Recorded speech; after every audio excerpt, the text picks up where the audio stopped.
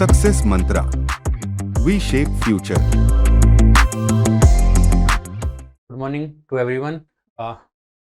फिर से यहाँ पे शामिल हुआ एक और नया सेशन के लिए। कंटिन्यूसली डाउट आ रहे थे कि पूछा जा रहा था कि सर न्यूज़ आप पढ़ा रहे हैं, समझा रहे हैं, लेकिन कौन सी न्यूज़ इंपॉर्टेंट है ये कैसे पता चले।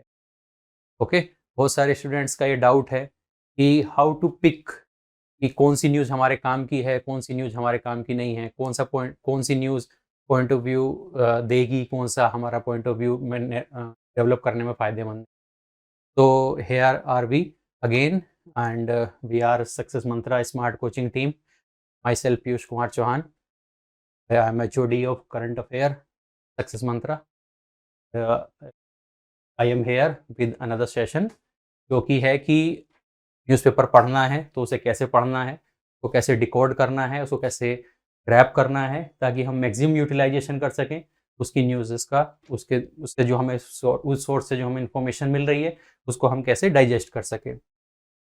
अब आज कॉम्पिटिटिव एग्ज़ाम का ज़माना है, वहाँ पर काफ़ी सारे एग्ज़ाम्स हैं। न्यूज़पेपर तो एग्ज़ाम के लिए तो नहीं स्टार्ट किए गए ना। जब न्यूज़पेपर प्रिंट होने स्टार्ट हुए थे, ये तो 1947 से पहले जब अंग्रेज इस देश में थे तब से न्यूज़पेपर छपते चले आ रहे हैं ना। आप लोगों ने सुना भी होगा। तो न्यूज़पेपर क्या एग्जैक्टली किस लिए न्यूज़पेपर को प्रिंट किया जाता है, तो उसका एक अलग पर्सपेक्टिव है, उसका एक बहुत बड़ा उसका हिस्ट्री है। लेकिन हमें उस पर नहीं जाना। हमें ये देखना है कि हमारे काम की न्यूज़पेपर में आ रही है और उसको एग्जाम में पूछा जाता है और हमें उस न्यूज़पेपर से उन न्यूज़ को पिक आउट करना है, कैरी करना है और एग्जाम में उससे अपने क्वेश्चंस को क्या करना है, सॉल्व। ठीक है, तो हमारा फोकस इतना ही होने वाला है। ठीक है, तो न्यूज़पेपर पढ़ना क्यों जरूरी है, तो उस पर हम सबसे पहले आज देखेंगे। वही मैंने आज एक नॉर्मल सा समझाने की कोशिश की है कि न्यूज़पेपर क्यों जरूरी है, क्यों पढ़ना चाहिए न्यूज़पेपर, है ना, एग्जाम पॉइंट ऑफ व्यू के लिए क्यों जरूरी है। तो सबसे पहले कि भाई न्यूज़पेपर में जो है वो डेली फीड्स आपको मिलेंगे। कहने का मतलब क्या है कि जो भी न्यूज़ कवर होती है पूरे न्यूज़पेपर में, जितना भी सब कुछ हमारे आसपास जो भी हो रहा है, वो सब न्यूज़पेपर में ऑलमोस्ट मैक्सिमम थिंग्स जो इंपॉर्टेंट हैं वो उसमें there are present in newspaper. और उसमें से कुछ अगर हम न्यूज़पेपर डेली बेस पे पढ़ते हैं तो हम क्या हो सकते हैं कि अपडेट रह सकते हैं और वो हमारी डेली जनरल नॉलेज को इनहेंस करेगा। तो इसीलिए न्यूज़पेपर के साथ कनेक्ट रहना बहुत जरूरी है। ओके, हम अपने आप को अपडेट कर सकते हैं, अपनी जो करंट अफेयर्स की या फिर जो एग्जाम के लिए पूछे जाने वाले हैं, जो हमारा पॉइंट ऑफ व्यू बिल्ड करेंगे, उसकी हम जानकारी इजीली हम जो है न्यूज़पेपर के थ्रू क्या कर सकते हैं, एक्सेस कर सकते हैं। बहुत ही अफोर्डेबल होता है, सबके लिए अफोर्डेबल है ना। अब हर किसी को तो इंटरनेट चलाना नहीं आता ना, तो उसके लिए क्या, या जो पुराने पहले ज़माने में अगर हम बात करें तो न्यूज़पेपर सबसे ईजी मीडियम होता है, या होता था, अभी भी है और आगे भी रहेगा, कि आप न्यूज़ को जो भी आसपास घट रहा है उसको आसानी से समझ सकें। इसके लिए न्यूज़पेपर जो है बहुत रिलायबल स्टफ है। अब एज ए स्टूडेंट हमें न्यूज़पेपर को कैसे यूटिलाइज करना है वो अब हम देखेंगे। और करना है तो सबसे पहले क्वेश्चन आता है कि भाई कौन सा न्यूज़पेपर पढ़ा जाए। मार्केट में बहुत सारे न्यूज़पेपर है ना। आप लोगों को पता होगा, इंडियन एक्सप्रेस है, टाइम्स ऑफ इंडिया है, हिंदू है। कोई कहता है हिंदू पढ़ो, कह रहे अरे हिंदू क्यों पढ़ रहे हो भाई, उसकी तो लैंग्वेज बहुत टफ है। आप इंडियन एक्सप्रेस पढ़ो, टाइम्स ऑफ इंडिया पढ़ो, है ना, बिजनेस टाइम्स पढ़ो, लाइव मिंट पढ़ो, बहुत सारे न्यूज़पेपर, कौन सा पढ़ा जाए। तो देखिए, अगर मेरी माने या फिर आप खुद भी अपने आप एक्सपेरिमेंट कर सकते हैं, आप पढ़ सकते हैं, डिफरेंट टाइप के न्यूज़पेपर आप खरीद सकते हैं और फिर आप एट द लास्ट आपको यही रिजल्ट समझ में आएगा कि कुछ ही पेपर हैं जो बहुत ही कॉम्पैक्ट हैं और कॉम्पैक्टनेस के साथ आपको जो न्यूज़ एक बेटर वे में आपको न्यूज़ जो है प्रोवाइड करा सकते हैं। उनमें से कुछ पेपर्स के नाम निकल गया, तो उसको मैंने यहाँ मेंशन भी किया है, जैसे कि द हिंदू को मेंशन किया है, इंडियन एक्सप्रेस को मेंशन किया है, लाइव मिंट है, बिजनेस स्टैंडर्ड, बहुत सारे हैं। लेकिन सबसे ज्यादा रिलायबल न्यूज़पेपर कौन सा है जो हमें बिना किसी इधर उधर की बातों के, मिर्च मसाले के, हंगामे के, वो हमें दे सके जो हमारे एग्जाम के लिए जरूरी। ठीक है, आप लोग समझ पा रहे कि नहीं समझ पा रहे। अब मसाला न्यूज़ देखनी है तो उसके लिए आप टीवी चलाइए, कुछ एंटरटेनमेंट कीजिए, मूवी देखने जाइए वहाँ जाइए। न्यूज़पेपर का यूटिलाइजेशन तभी सबसे बेस्ट तरीके से हो सकता है जब हम उसमें से, अब स्टडी टाइम बहुत ही कम है, आपको और भी चीज़ सब्जेक्ट पढ़ने हैं, अब सारा टाइम तो आप न्यूज़पेपर बैठ के लेके नहीं बैठ सकते ना, है ना? तो हमें ऐसा न्यूज़पेपर चाहिए जो कम से कम समय में मैक्सिमम से मैक्सिमम जो है हमें जानकारी दे सके। मेरी नज़र में या मैक्सिमम एस्पायरेंट्स की नज़र में द हिंदू वो रिसोर्स है जो आपको कॉम्पैक्टनेस के साथ, कॉम्पैक्ट वे में, कॉम्पैक्ट रहते हुए, खुद को रखते हुए, और best of the best material जो है आपको डिलीवर करता है। इंडियन एक्सप्रेस भी हो सकता है, ये दो न्यूज़पेपर सबसे बढ़िया है, तो इंडियन एक्सप्रेस या हिंदू, आप कोई भी पढ़ सकते हैं, है ना? दोनों में से कोई भी एक न्यूज़पेपर डेली रेगुलर बेस पे आप पढ़ सकते हैं, ठीक है? मेरा सजेशन ये रहेगा कि आप हिंदू के साथ जाइए, ज़्यादा बड़ा पेपर नहीं होता, 15, 16, 17 पेजेस उसमें होते हैं टोटल, और उसमें से कुछ तो उसमें भी ऐसा तो है नहीं कि 17 के 17 पेज उसमें काम के हैं, सारे के सारे पेज आपको उसके पढ़ने ही हैं, है ना? घोट के पी जाने हैं, ऐसा नहीं है।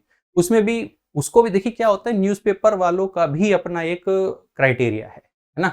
उनको उससे मनी भी अर्न करनी है, टेंडर भी दिखाने हैं, एडवर्टाइजमेंट भी दिखाने हैं। हमें उसमें नहीं जाना, हमें वो पेपर चाहिए तो कम से कम इन सब चीज़ों से घिरा हुआ, और हिंदू वो सबसे रिलायबल पेपर है जो अ, सबसे कम जंक न्यूज़ अपने आप में रखता है। तो हिंदू का पढ़ने का सबसे बड़ा बेनिफिट ही ये है कि इसमें सबसे कम जंक न्यूज़ आपको मिलेंगे, है ना? It avoids junk news. Okay, समझ में आई बात आपको? फालतू की इधर-उधर की न्यूज़ेज़ नहीं होंगी, काम की न्यूज़ इसमें, है ना? और वही हमारे काम की है, जो एग्ज़ाम में आई वही हमारा काम का है। अभी तो हम कॉम्पिटिटिव एग्ज़ाम है भई, इतना लिमिटेड टाइम है, फालतू-फालतू पढ़ने का तो ज़रूरत है नहीं, इतना सारा सिलेबस और भी है, और भी सब्जेक्ट्स पढ़ने हैं। तो उसके लिए जीके और जीएस के लिए जो एग्ज़ैक्ट पिन पॉइंट न्यूज़ दे, और उसमें से आप अपनी काम की चीज़ देख सकें, उसको नोट डाउन कर सकें, पिन डाउन कर सकें, अपनी मेमोरी में रख सकें, और फिर आगे बढ़।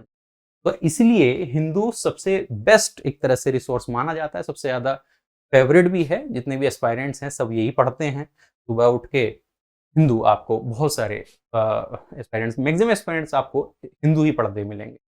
दूसरा कि इसमें नेशनल और इंटरनेशनल कंसर्न्स अच्छे से कवर किए, हिंदू का ये एक प्लस पॉइंट है, बहुत अच्छा।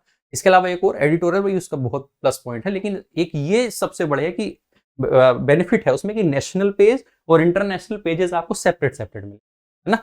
और उसमें आपको नेशनल न्यूज़ पेजेस में नेशनल न्यूज़ेस मिलेंगी, इंटरनेशनल पेज में आपको इंटरनेशनल न्यूज़। बस ठीक है, आपको कुछ नहीं करना, आपको नेशनल पेज खोला, उसमें नेशनल न्यूज़ देख लीजिए एक बार, इंटरनेशनल पेज खोला, उसमें इंटरनेशनल न्यूज़ेस देख लीजिए। उसका एक अपना बेनिफिट है, और maximum time Hindu maximum national और इंटरनेशनल न्यूज़ कवर करता है ना? तो ये इसका पढ़ने का सबसे बड़ा बेनिफिट है कि मैक्सिमम से मैक्सिमम जो न्यूज़ेज़ नेशनल और इंटरनेशनल सिनेरियो में चल रही हैं, वो आपकी क्या रहेंगी? अपडेट रहेंगी, वो छूटेंगी नहीं। हिंदू पढ़ने का ये बहुत बड़ा फ़ायदा है। तीसरा क्या है कि उसके एडिटोरियल्स जो हैं, वो वेरी वेल एनालाइज़्ड होते हैं। उसके जो एडिटोरियल सेक्शन है, उसमें बड़े-बड़े जो ऑथर्स हैं, वो अपने व्यूज़ रखते हैं, स्पेशलिस्ट हैं, उसकी एक टीम है, वो अपने आर्टिकल्स भेजते हैं। तो हिंदू एक एस्टैब्लिश्ड ब्रांड है, और वो वेलकम करती है इंटेलेक्चुअल पीपल्स को, तो हमेशा इंटेलेक्चुअल और वेल नोन पर्सनैलिटी के ही आर्टिकल्स को वो फर्स्ट प्रायोरिटी देते हैं। तो जब आप अच्छे लोगों के एडिटोरियल्स पढ़ेंगे, तो आपका पॉइंट ऑफ व्यू और आपका जो माइंड मेकअप है, उसी तरह से बिल्डअप। समझ रहे हैं कि नहीं समझ रहे बात आप? तो एक ये प्लस पॉइंट है हिंदू को पढ़ने। क्यों हिंदू पढ़ा जाए? तो पहला क्या बताया मैंने, वो जंक न्यूज़ फालतू का उसमें नहीं होता। दूसरा, नेशनल इंटरनेशनल न्यूज़ में बहुत अच्छे से कवर होती हैं।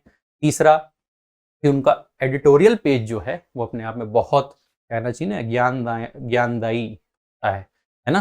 तो वो उसका एक बहुत बड़ा प्लस पॉइंट है। तो इस वजह से भी आप मान लीजिए, जैसे आपका एग्ज़ाम है, नेट का एग्ज़ाम है या आईलेट का एग्ज़ाम है, तो उसमें इंग्लिश पूछा जाता है, वोकैब। तो वोकैब के ऊपर अगर आप वर्क करना चाहते हैं, तो आप हिंदू का एडिटोरियल ज़रूर पढ़िए, बहुत बेनिफिशियल होगा। इन मानिए, ये बहुत आपको हेल्प करेगा उसमें ओवर द टाइम। ये तो सडन से तो एकदम से कुछ नहीं होता ना। आप जब पढ़ते रहेंगे तो ग्रेजुअली आपकी जो स्पीकिंग लैंग्वेज स्पीकिंग पैटर्न है उसमें चेंजेस नोटिस, आपको नए नए वर्ड मिलेंगे, आप उनको नोट डाउन कर सकते हैं, डायरी मेंटेन कर सकते हैं, या फिर आप जो है उसको सर्च करें, फिर आप देखें, उसको यूज करें अपनी लैंग्वेज में, तो इम्पैक्ट रहता है।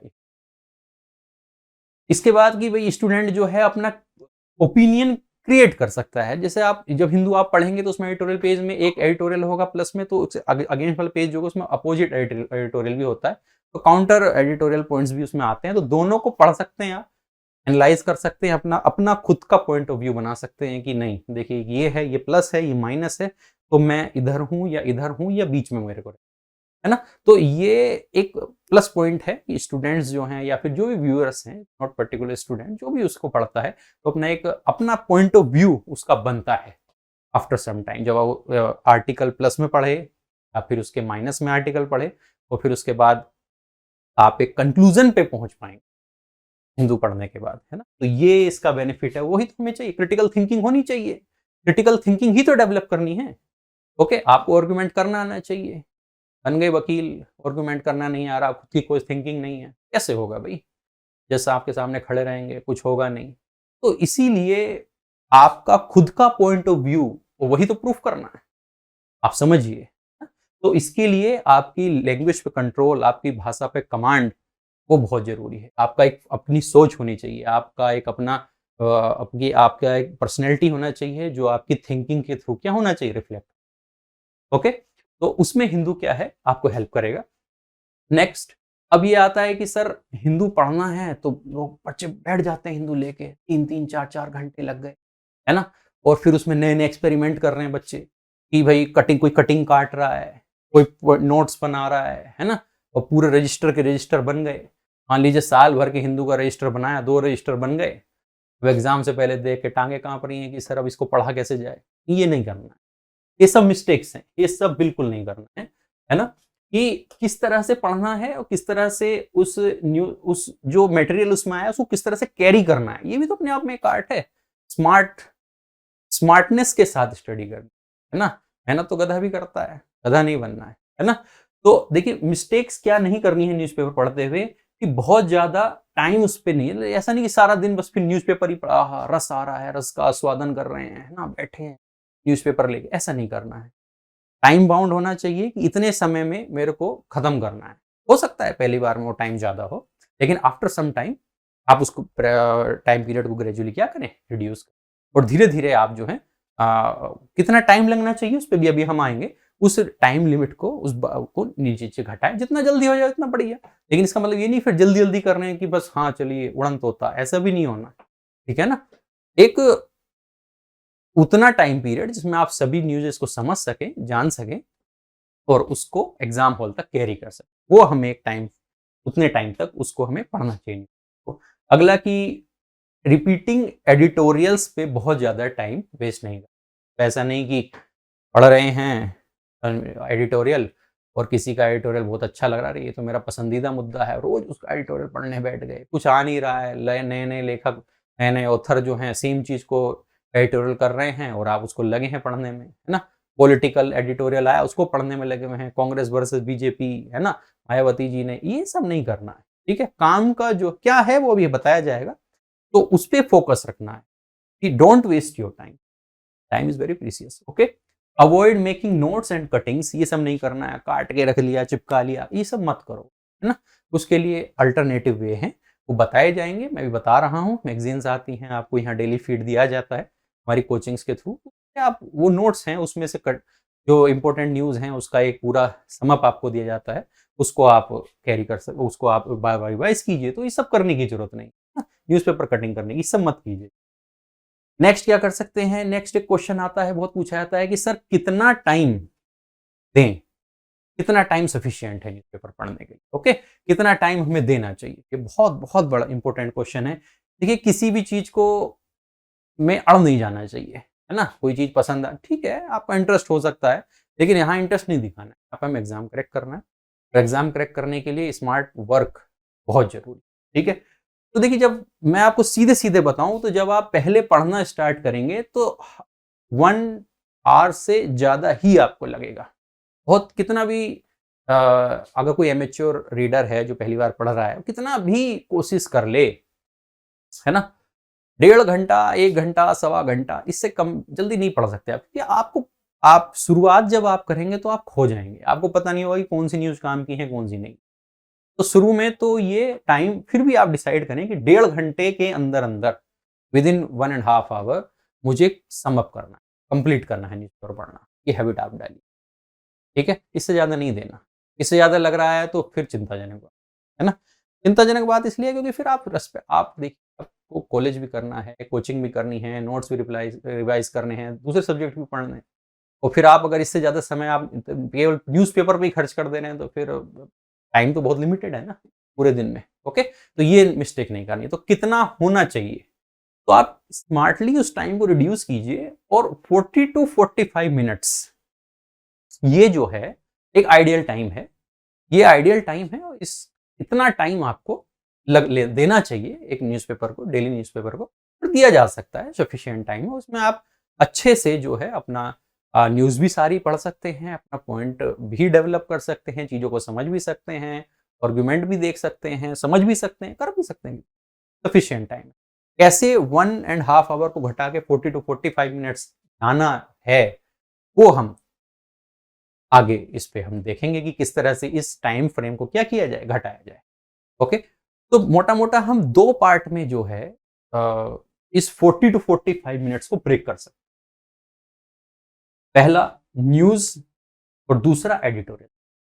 ओके, इसको समझिए जरा कि पहला है न्यूज़ सेक्शन और दूसरा है एडिटोरियल सेक्शन, कि न्यूज़ में कितना टाइम हमें देना है इसमें, और एडिटोरियल सेक्शन में हमें कितना टाइम देना है। ओके, तो न्यूज़ सेक्शन में जो है आप दे सकते हैं 30 टू 35 मिनट्स, इतना आप दे सकते हैं।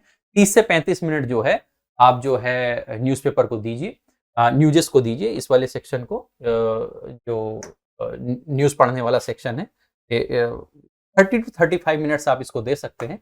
और जो एडिटोरियल वाला सेक्शन है उसको 15 टू 20 मिनट्स आप आराम से पढ़िए, समझिए, तो देखिए कि एडिटोरियल क्या कहना चाहता है। अब न्यूज़ में कौन सी न्यूज़ हो सकती है, national news, international news. Okay, आपने साइंस टेक या फिर एनवायरनमेंट रिलेटेड न्यूज़, और हमारी अब जैसे आपके एग्जाम में तो स्पोर्ट्स सेक्शन का भी पूछा जाता है ना, तो उससे रिलेटेड न्यूज़ हो गई। तो ये सारी न्यूज़ को पढ़ने में लगभग 30 टू 35 मिनट्स आप स्पेंड कर सकते हैं, और फिर rest of the 50 to 20 minutes आप किस पे दें, अपने एडिटोरियल वाले सेक्शन पे दीजिए। तो उससे क्या होगा कि आप एक 40 टू 50 मिनट्स के अंदर पूरा न्यूज़पेपर आप जो है अच्छे से जो क्या कर सकते हैं, समझ सकते हैं, उसको ग्रैब कर सकते हैं। ओके, एक चीज और, जब आप न्यूज़पेपर पढ़ें तो हाथ में पेन रखें, हाइलाइटर रखें, की पॉइंट्स को अंडरलाइन करते रहें, उसको मार्क करते रहें। ऐसा ना हो कि बाद में एक बार पढ़ लिया फिर दोबारा कि अरे इसमें से कुछ काम कम निकालते हैं, तो फिर वो डबल टाइम वेस्ट नहीं करते। ओके, पहली बार में ही जब आप पढ़ रहे हैं तो की पॉइंट्स को क्या करें, अंडरलाइन करें, और उसमें क्या कर दें, मार्क कर दें, तो हाईलाइट कर दें। तो इस तरह से क्या होगा कि आपका जो रीडिंग का टाइम है और इफेक्टिव रीडिंग का टाइम से बोले तो वो क्या हो जाएगा, एक बेटर पोजीशन में आप धीरे-धीरे क्या अपने आप को शिफ्ट कर सकते हैं। उसके बाद कि कहाँ-कहाँ, कौन-कौन सी न्यूज़ हमें पढ़नी, ये बहुत इम्पोर्टेंट। जब 45 मिनट्स में आपको पूरा पेपर पढ़ना है, सोचिए 16-17 पेज हैं, है ना? तो उसमें कौन सी न्यूज़ हमें पढ़नी है और कौन सी न्यूज़ हमें नहीं पढ़नी। ये सबसे इम्पोर्टेंट सेक्शन है आज के इस वीडियो का। ऊपर तो सब यही है कि आप सब जानते हैं, है ना, सब नॉर्मल चीजें। तो कौन सी न्यूज़ पढ़नी है, कौन सी न्यूज़ नहीं पढ़नी है, ये सबसे इम्पोर्टेंट है। ये अगर आपने कला सीख ली, तब आप जो है न्यूज़पेपर को 40 टू 50 मिनट के अंदर पूरा एकदम ऐसा, एकदम बढ़िया तरीके से आप एकदम ऐसे घोट के फिर आप उसको फेंक सकते हैं। आपको कोई दिक्कत नहीं होगी, है ना? फिर आपको न्यूज़पेपर से डर भी नहीं लगेगा। तो बहुत सारे बच्चे कहते हैं सर इतना भारी न्यूज़पेपर होता है, एडिटोरियल में 1-1 घंटा। अरे नहीं, स्मार्टली पढ़ना, उसको हम बताएंगे। देखिए यहाँ समझिए, सबसे पहले दिमाग में रखिए, नेशनल इंपॉर्टेंस की न्यूज़ जो कि एग्जाम पॉइंट ऑफ व्यू से हमें लगे हमारे सिलेबस के अकॉर्डिंग कि काम की हैं, वो जरूर देखिए। ठीक है, मैं एग्जाम्पल के थ्रू समझाऊंगा आपको अभी कैसे नेशनल न्यूज़ कैसे है, कि कौन सी इंपॉर्टेंट है, कैसे पता चलेगा। अब कहीं चुनाव हो रहे हैं, है ना, इलेक्शन हो रहा है, तो इलेक्शन में किसी नेताजी ने भाषण दिया, ये इंपॉर्टेंट है क्या? नहीं, ये इंपॉर्टेंट नहीं। लेकिन इसी इलेक्शन में इलेक्शन कमीशन ने नया कोई डेवलपमेंट किया है क्या, कोई नई गाइडलाइन दी है क्या, ये इंपॉर्टेंट। आप समझ पा रहे हैं कि नहीं समझ पा रहे हैं मेरी, है ना? जैसे कि नेशनल इंपॉर्टेंट की न्यूज़ कि भाई दिल्ली में मान लीजिए कि पोल्यूशन बढ़ गया, बहुत बढ़ गया, ये नेशनल इंपॉर्टेंस एक न्यूज़ है, आपको लग रही है भाई न्यूज़पेपर ने अपने फ्रंट पे दिया है इसमें। फिर हमें अपने विवेक का प्रयोग करना है कि क्या सिर्फ ऐसी बयानबाजी हो रही है कि आम आदमी पार्टी कभी बीजेपी को बोल रही है, बीजेपी वाले अब बोल रहे हैं कि भाई पंजाब में भी आम आदमी पार्टी की सरकार है, तो कहीं ब्लेम गेम ये तो नहीं है कहीं न्यूज़पेपर में। अगर ये है तो ये हमारे बिल्कुल काम काम का क्या है कि कॉजेज अगर उसमें मेंशन है तो, रीजंस उसमें लिखे हैं तो, कि क्यों बढ़ रहा है ना, पॉल्यूशन क्यों बढ़ रहा है। सरकार ने कोई नई पॉलिसी तो नहीं, कोई नया इंडिकेटर तो नहीं लॉन्च किया उसको लेके, पॉल्यूशन को मापने के लिए। ये इंपॉर्टेंट है। समझ पाए कि नहीं समझ पाए आप? हाँ, तो कहने का मतलब ये है कि न्यूज की तह तक जाइए, उसको देखिए कि ये कहीं फालतू की लाग लपेट वाली बयानबाजी तो नहीं हो रही, तो फिर उसको फॉलो नहीं करना है। पॉलिटिकल न्यूज से दूर से प्रणाम, उनको उनके पास नहीं जाना है। ठीक है, कोई भी एग्जामिनेशन कमीशन हो वो कंट्रोवर्शियल न्यूज और पॉलिटिकल न्यूज से रिलेटेड क्वेश्चंस अवॉइड करते हैं, वो नहीं देते एग्जाम, क्योंकि उनका कोई आधार नहीं होता उतना ग्राउंड। जिस न्यूज का ग्राउंड होगा, जिस न्यूज के पीछे कोई कॉन्सेप्ट होगा, कोर होगा, वही एग्जाम में पूछे जाने के चांसेस होते हैं। ठीक है, तो सबसे पहले आप नेशनल इंपोर्टेंस के जो मुद्दे चल रहे हैं, जो इंपॉर्टेंट मुद्दे चल रहे हैं, उस पर आप ध्यान दीजिए। दूसरा सेम फॉर इंटरनेशनल लेवल पे कौन से डेवलपमेंट चल रहे हैं, कोई नया समिट हुआ है क्या, कोई नया समिट में कोई नया थीम, कोई नया कंसेंसस बना है क्या, है ना, कोई आम सहमति बनी है, नया कोई ऑर्गेनाइजेशन बना है ना, किसी ऑर्गेनाइजेशन से रिलेट की अभी कोई हाल फिलहाल में मीटिंग हुई तो उसका बैकग्राउंड जानना कि भाई वो कब स्टैब्लिश हुआ था, है ना। तो इस तरह की न्यूज इंटरनेशनल सेक्शन की बिल्कुल आपको दिमाग में। ठीक है, तीसरा सुप्रीम कोर्ट के जजमेंट, जैसा कि आपका एग्जाम है ना, तो उस एग्जाम में तो ये बहुत इंपॉर्टेंट है, कोई केस का वर्डिक्ट आया है, कोई नया गाइडलाइंस आई है, सुप्रीम कोर्ट ने कुछ बोला है, किसी फेमस लॉयर ने कुछ आर्ग्यू करा है, या फिर किसी जज ने कोई वर्डिक्ट दिया है, तो उसको आप एकदम बढ़िया से जो है आप उसको पे अटेंशन करें और उसको स्टडी करें, उससे अपनी जो है पॉइंट ऑफ व्यू को मेंटेन करें। ओके, पार्लियामेंट्री कमेटी और उनके रिकमेंडेशन, है ना, पार्लियामेंट्री सेशंस चलते रहते हैं। ओके, पार्लियामेंट के सेशन चलते हैं 3 सेशन, तो उसमें लेकिन side by side parliamentary committees बनी रहती हैं, वो साल भर एक्ट करती हैं। तो उसमें उन्होंने कोई नई रिपोर्ट दी है क्या, है ना, कोई नया बिल आया है क्या, कोई नया अमेंडमेंट तो नहीं हो गया। तो ये सब जो रिकमेंडेशन, कमेटी रिपोर्ट्स, अमेंडमेंट्स, ये सब आप अगर आए हैं तो उस पर बिल्कुल आपको ध्यान देना।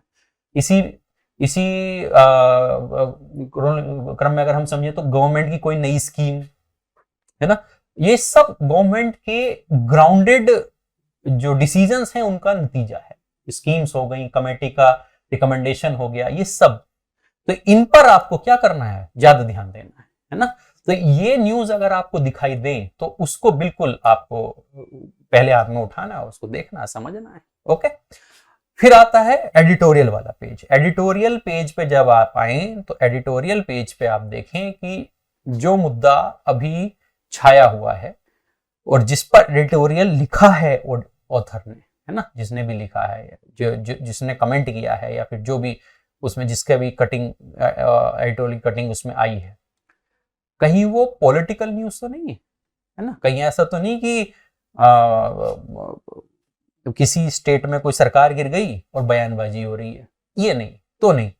अगर मान लीजिए किसी स्टेट में सरकार गिर गई तो इस पर पूरा एडिटोरियल मान लीजिए छपा हुआ है, तो उसमें से काम का न्यूज ये है कि भाई सुप्रीम कोर्ट उस पर क्या बोलता है, कॉन्स्टिट्यूशन उस पर क्या बोलता है, वो जो लीडर हैं वो क्या बोल रहे हैं वो उतना इंपॉर्टेंट नहीं है, रेदर देन कि उसके पीछे का कोर क्या है, उसके पीछे की वजह क्या है ना, कॉन्स्टिट्यूशन उस पर क्या बोलता है। है ना, संविधान उस पर क्या बोलता है, संविधानवाद कॉन्स्टिट्यूशनैलिटी उस पर क्या बोलती है, ये ज्यादा पे अटेंशन करने वाली बात है। या फिर कोई पुराना वर्डिक्ट आया है ना, एसआर बोम्मई केस का, उसमें जरूर मेंशन होगा, तो वो हमारे काम का है। तो उसमें से वो आप समझिए, उसको देखिए, फिर आप देखिए कि वो कहना क्या चाह रहा है, फिर अपना पॉइंट ऑफ व्यू कि क्या मैंने पढ़ा था उसको इम्प्लीमेंट करके देखिए, जो मैंने पढ़ा हुआ है पॉलिटी में या अपने सब्जेक्ट्स में, क्या वो इस पे इम्प्लीमेंट हो रहा है तो ठीक है, बेस्ट है, फिर बस यही तो चाहिए, और क्या चाहिए। तो एडिटोरियल पेजेस पे आपको ध्यान देना है, ठीक है। सोशल इशू कोई इंपॉर्टेंट अगर चल रहा है तो उस पर ध्यान देना है, कोई इंपॉर्टेंट सोशल इशू है जिसपे जो आजकल अगर न्यूज़पेपर में छाया हुआ है तो वो इम्पोर्टेंट है, तो उस पे अटेंशन। फालतू के जैसे कि कहीं लाठी प्रदर्शन हो रहा है ना, ये सब नहीं है ना, ये सब नहीं देखना है। सोशल इशू का मतलब है कि वुमेन का कोई मुद्दा है, दिव्यांगों का कोई मुद्दा है ना, और दलितों के कोई कुछ राइट्स हैं, ट्राइबल्स के कोई राइट्स हैं, तो ये सब के अगर कोई सोशल इशू है तो उसको आप देखिए। ये सब नहीं, मंदिर मस्जिद ये सब सोशल इशू ये सब नहीं, ये कंट्रोवर्शियल है, इसमें नहीं पढ़ना है आपको, ठीक है। सर्वे, रिपोर्ट्स, इंडेक्स अगर इस तरह के कुछ आते हैं तो उस पर बहुत बहुत बहुत ज्यादा आपको ध्यान देना है। उसको आपको समझना है कि ये सर्वे आया है तो ये किसने किया है, रिपोर्ट्स दी है तो किसने दी है, इंडेक्स दिया है तो किसने दिया है ना, कौन सी फर्म है इसके पीछे, या कौन सा ऑर्गेनाइजेशन है इसके पीछे, कौन सा इंस्टीट्यूशन है इसके पीछे, है ना, उस इंस्टीट्यूशन का एस्टेब्लिशमेंट क्या है, उसका थोड़ा सा ट्रैक रिकॉर्ड भी आप देखें, उसका अंडरस्टैंडिंग रखें, है ना। जैसे लेबर से रिलेटेड मान लीजिए कोई इंडेक्स आया, लेबर इंडेक्स कोई निकला है, तो वो दो, या नेशनल लेवल पे लेबर मिनिस्ट्री निकालेगी, है ना, इंटरनेशनल लेवल पे ILO, तो मेजर दो इंस्टीट्यूशन, एक नेशनल लेवल पे, इंटरनेशनल लेवल, तो आपको समझ में आना चाहिए ये इंडेक्स निकाला है। तो अब मान लीजिए एग्जाम पूछ दे कि ये इंडेक्स इसमें से किसने निकाला, तो आपको एक आइडिया रहेगा, अच्छा ये ऑर्गेनाइजेशन इससे रिलेटेड इंडेक्स निकालती है ना, तो उससे हेल्प होगी आपकी। तो सर्वे, रिपोर्ट्स, इंडेक्स, इस पे थोड़ा ध्यान देना है। बाकी जो सिविल सर्विसेज हैं, UPSC वगैरह, वहां पर तो अवार्ड्स, स्पोर्ट्स, है ना, ये सब न्यूज नहीं आती, लेकिन IELTS वगैरह के एग्जाम में ये पूछे जाते हैं, CLAT DU LLB के एग्जाम में पूछे जाते हैं, तो उस पे भी आपको ध्यान देना है। आप लोग सोच रहे होंगे पिन क्या लिखा हुआ है, PIN, है ना, पिन क्या लिखा हुआ है, तो ये पिन है पर्सन इन न्यूज, है ना, person in news, specifically person in news. अगर कोई पर्सन है, कोई अपॉइंटमेंट हुआ है नया, है ना, अब कोई भी नया अपॉइंटमेंट हो सकता है, कोई नए डिपार्टमेंट में कोई की पोजीशन पे कोई नया पर्सन अपॉइंट हो सकता है, तो उसके बारे में पर्सन इन न्यूज अगर कोई है, किसी ने कोई मेडल जीता है ना, ओलंपिक मेडल जीता है, किसी ने कोई बड़ा ट्रॉफी जीता है, किसी को कहीं सम्मानित किया गया है ना, किसी को कोई गैलेंट्री अवार्ड मिला है बड़ा, तो उसको आप देख सकते हैं, है ना, किसी को पद्म विभूषण, भारत रत्न, ऐसा कोई अवार्ड मिला है, तो पर्सन इन न्यूज अगर कोई है बहुत फेमस, जैसे अभी 26 जनवरी पे मिस इजिप्ट के जो प्रेसिडेंट थे, अल-सीसी जी, अब्देल फतेह अल-सीसी, तो वो आए, तो विजिट करके गए, यहाँ पर हमारे चीफ गेस्ट थे, तो पर्सन इन न्यूज हो गए, है ना। तो पूछा जा सकता है कि इस रिपब्लिक डे पर हमारे चीफ गेस्ट कौन थे, तो इस तरह के पर्सन इन न्यूज जो है, अगर वो हैं तो उस पर आपको जरूर बिल्कुल ध्यान देना है और उसको समझना है, ठीक है। अगला, अगर कोई एथिकल एग्जाम्पल है, कोई केस स्टडी आई है, कोई केस स्टडी अगर चल रही है और आपको लगता है कि हाँ ये मेरे यूज की है और मैं इसको जो हूँ यूज कर सकता हूँ या यूज कर सकती हूँ, है ना, मैं कोट कर सकता हूँ किसी डिबेट में, कभी भी डिबेट कहीं भी हो सकती है ना, आपको इंटेलेक्चुअल लोगों की डिबेट की बात कर रहा हूँ मैं, पान के गल्ले की वो ये वाली डिबेट की बात नहीं हो रही है ना, जहां आपको अपना पॉइंट ऑफ व्यू रखना हो, वहां पे अगर आपको अपने कुछ एग्जांपल्स रखने हो, तो कोई अगर एथिकल एग्जांपल आपको लगे कि न्यूज़पेपर में आया है, इसको मैं कभी फ्यूचर कोट कर पाऊंगा, इसको मैं रेफरेंस दे सकता हूं, तो उसको आप बिल्कुल ध्यान दीजिए उस पर, है ना। तो ये इंपॉर्टेंट एरियाज थे पूरे न्यूज़पेपर में, जहां पर आपको, मुझे लगता है कि आपको ध्यान देना चाहिए और ये जो है जरूरी भी है। ओके, तो इसके अलावा नया जो एक और इम्पोर्टेंट इसके बाद हम चर्चा करेंगे कि क्या, अच्छा ये पढ़ना है तो पढ़ना क्या नहीं है, फिर क्या नहीं पढ़ना है, तो मैं बता चुका हूं आपको ऑलरेडी, उसमें फिर से मैंने ये हेडर लगाया है यहाँ पे कि लोकल न्यूज बिल्कुल नहीं पढ़नी है। ओके, जरूरत ही नहीं है पढ़ने की, क्या जरूरत है भाई, दिल्ली की लोकल न्यूज एग्जाम में तो नहीं पूछेगा। जैसे पोल्यूशन हो गया तो वो एक नेशनल इशू है ना, उसको लेके इंस्टीट्यूशन एनवायरनमेंट मिनिस्ट्री कंसर्न रखती है ना। तो लेकिन दिल्ली में फला फला जगह सीवेज की सफाई हुई, ये तो कोई काम की न्यूज नहीं है ना, है कि नहीं। तो कहने का मतलब यह है कि लोकल न्यूज, रीजनल फीड्स, इसको बिल्कुल छोड़ सकते हैं आप, कोई मतलब ही नहीं। कर्नाटका में क्या, अब जैसे द हिंदू में साउथ इंडिया की काफी न्यूज़ेस क्या होती, कवरअप होती है, क्योंकि उधर का पेपर है, साउथ इंडिया से ओरिजिनेटेड पेपर है, तो वहां की लोकल न्यूज़ेस बहुत होती हैं उसमें, तो उसको नहीं पढ़ना है, क्या जरूरत है पढ़ने की। अगर आपने अगर मान लीजिए नेशनल वर्जन उसका लिया है, तो हो सकता है कि दिल्ली की कुछ लोकल न्यूज आप, तो उसको नहीं, बिल्कुल नहीं पढ़ना उनको, है ना, कि उस पार्षद ने ये बोला, वहां के वार्ड मेंबर ने, ये सब नहीं पढ़ना है, बिल्कुल नहीं पढ़ना है, ठीक है। दूसरा, पॉलिटिकल न्यूज को दूर से देख के नमस्ते कीजिए, उनको बिल्कुल नहीं पढ़ना है ना। आम आदमी पार्टी, बीजेपी, कांग्रेस, है ना, ये सब नहीं पढ़ना है। राहुल गांधी की यात्रा में कौन साथ साथ चला, है ना, कौन उनसे हाथ मिला, ये सब नहीं पढ़ना है, ठीक है। ये सब नहीं देखना है, बिल्कुल नहीं देखना है। लेकिन मैं बीजेपी का मतलब ये नहीं है कि फिर आप प्राइम मिनिस्टर की विजिट को ही अवॉइड करने लगो, ऐसा नहीं, क्योंकि वो पर्टिकुलर बीजेपी पार्टी, ऐसा नहीं है। प्राइम मिनिस्टर एक की पोस्ट है, कॉन्स्टिट्यूशनल पोस्ट है, उनकी विजिट को आपको देखना है, तो डिफरेंशिएट करना आना चाहिए। हाँ, आप बीजेपी के जो प्रदेश अध्यक्ष हैं उनकी बात को अवॉइड कीजिए, उसका क्या मतलब, वो तो अपने बीजेपी पार्टी के डेवलपमेंट के लिए बात करेंगे ना, वो आपके काम की नहीं है। लेकिन प्राइम मिनिस्टर की बातें आपके काम की हैं, होम मिनिस्टर की बातें आपके काम की हैं, वो भी बीजेपी से हैं। तो कहने का मतलब यह है कि आपको डिफरेंशिएट करना आना चाहिए कि कौन सी न्यूज पॉलिटिकल है और कौन सी न्यूज जो है वो नेशनल इंटरेस्ट की है, ठीक है। इसके अलावा कोई फिल्म रिलीज हुई है, बर्थडे पार्टी, है ना, कोई फालतू के इंटरव्यू आए हुए हैं, वो सब, उस पर टाइम वेस्ट करने का कोई जरूरत नहीं है। फिल्म देखनी है, आप पिक्चर हॉल में जाइए, है ना, ओके। तो उसको न्यूज पता नहीं कि बहुत से लोग होते हैं मैगजीन लेके बैठ जाते हैं, न्यूज़पेपर में मैगजीन एडिशन भी आता है, उसको लेके बैठ जाते हैं, है ना। हेल्थ रिलेटेड जो एडिटोरियल्स आते हैं उनको पढ़ने बैठ जाते हैं, है ना। न्यूट्रिशन के लिए क्या खाएं, क्या पिए, ये सब नहीं करना, ये सब नहीं पढ़ना, ये तो फालतू की बातें हैं, ये सब नहीं पढ़नी, ठीक है। तो जब भी आप न्यूज़पेपर पढ़ें तो उसको आप देखें कि कौन सी न्यूज हमारे काम की है और कौन सी न्यूज हमारे काम की नहीं, ठीक है। अब जैसे एग्जांपल हम देखें, द हिंदू हम पढ़ते हैं, तो उसमें देखिए मैंने पेज बाय पेज भी इस पे मेंशन करने की कोशिश की है कि कौन से पेज पे जो है क्या कहना चाहिए कि न्यूज आती है, मैंने कोशिश की है। हमेशा बिल्कुल ऐसा हो, ऐसा जरूरी नहीं कि बिल्कुल हर पेज पे मैंने, लेकिन ऑफनली ऐसा होता है कि इस पेज पे वो यही न्यूज ऑलमोस्ट आपको देखने को मिलेंगी, ओके। जैसे नंबर 1 पेज की अगर हम बात करें तो उसमें हेडलाइंस होंगी और उन पे आपको अटेंशन देना है, पे अटेंशन, मैंने लिखा हुआ भी है यहाँ पे, वहां पर आपको अटेंशन देना है, ओके। हेडलाइंस है, एक बार देखिए आप क्या क्या हेडलाइंस है, क्योंकि कोई भी न्यूज़पेपर हो जो सबसे काम की न्यूज चल रही होती है उसी को आप हेडलाइंस पे डालेगा, क्योंकि जो दिखता है वही बिकता है। तो वो सबसे इंपॉर्टेंट न्यूज जो होगी वो हेडलाइन बना के न्यूज़पेपर वाले छापते हैं, ठीक है। अब उसमें आपको देखना है कि कहीं ये सेल, मतलब सेल बढ़ाने के लिए तो न्यूज नहीं है, न्यूज़पेपर का काम क्या है, उसको तो अपना बिजनेस करना है, तो कहीं सेल बढ़ाने के लिए तो ये न्यूज नहीं है। पॉलिटिकल न्यूज, उसने उसको ये बोला, ये सब, तो ये फिर उसको आप देखिए, बस नजर में रखिए और फिर भूल जाइए, है ना। अगर उसमें कुछ काम के डेवलपमेंट हैं तो फिर वो न्यूज हमारे लिए मोस्ट इंपॉर्टेंट बन जाती है, क्योंकि वो हेडलाइन भी है और वो फिर हमारे एग्जाम के पॉइंट ऑफ व्यू से भी इंपॉर्टेंट है, ठीक है।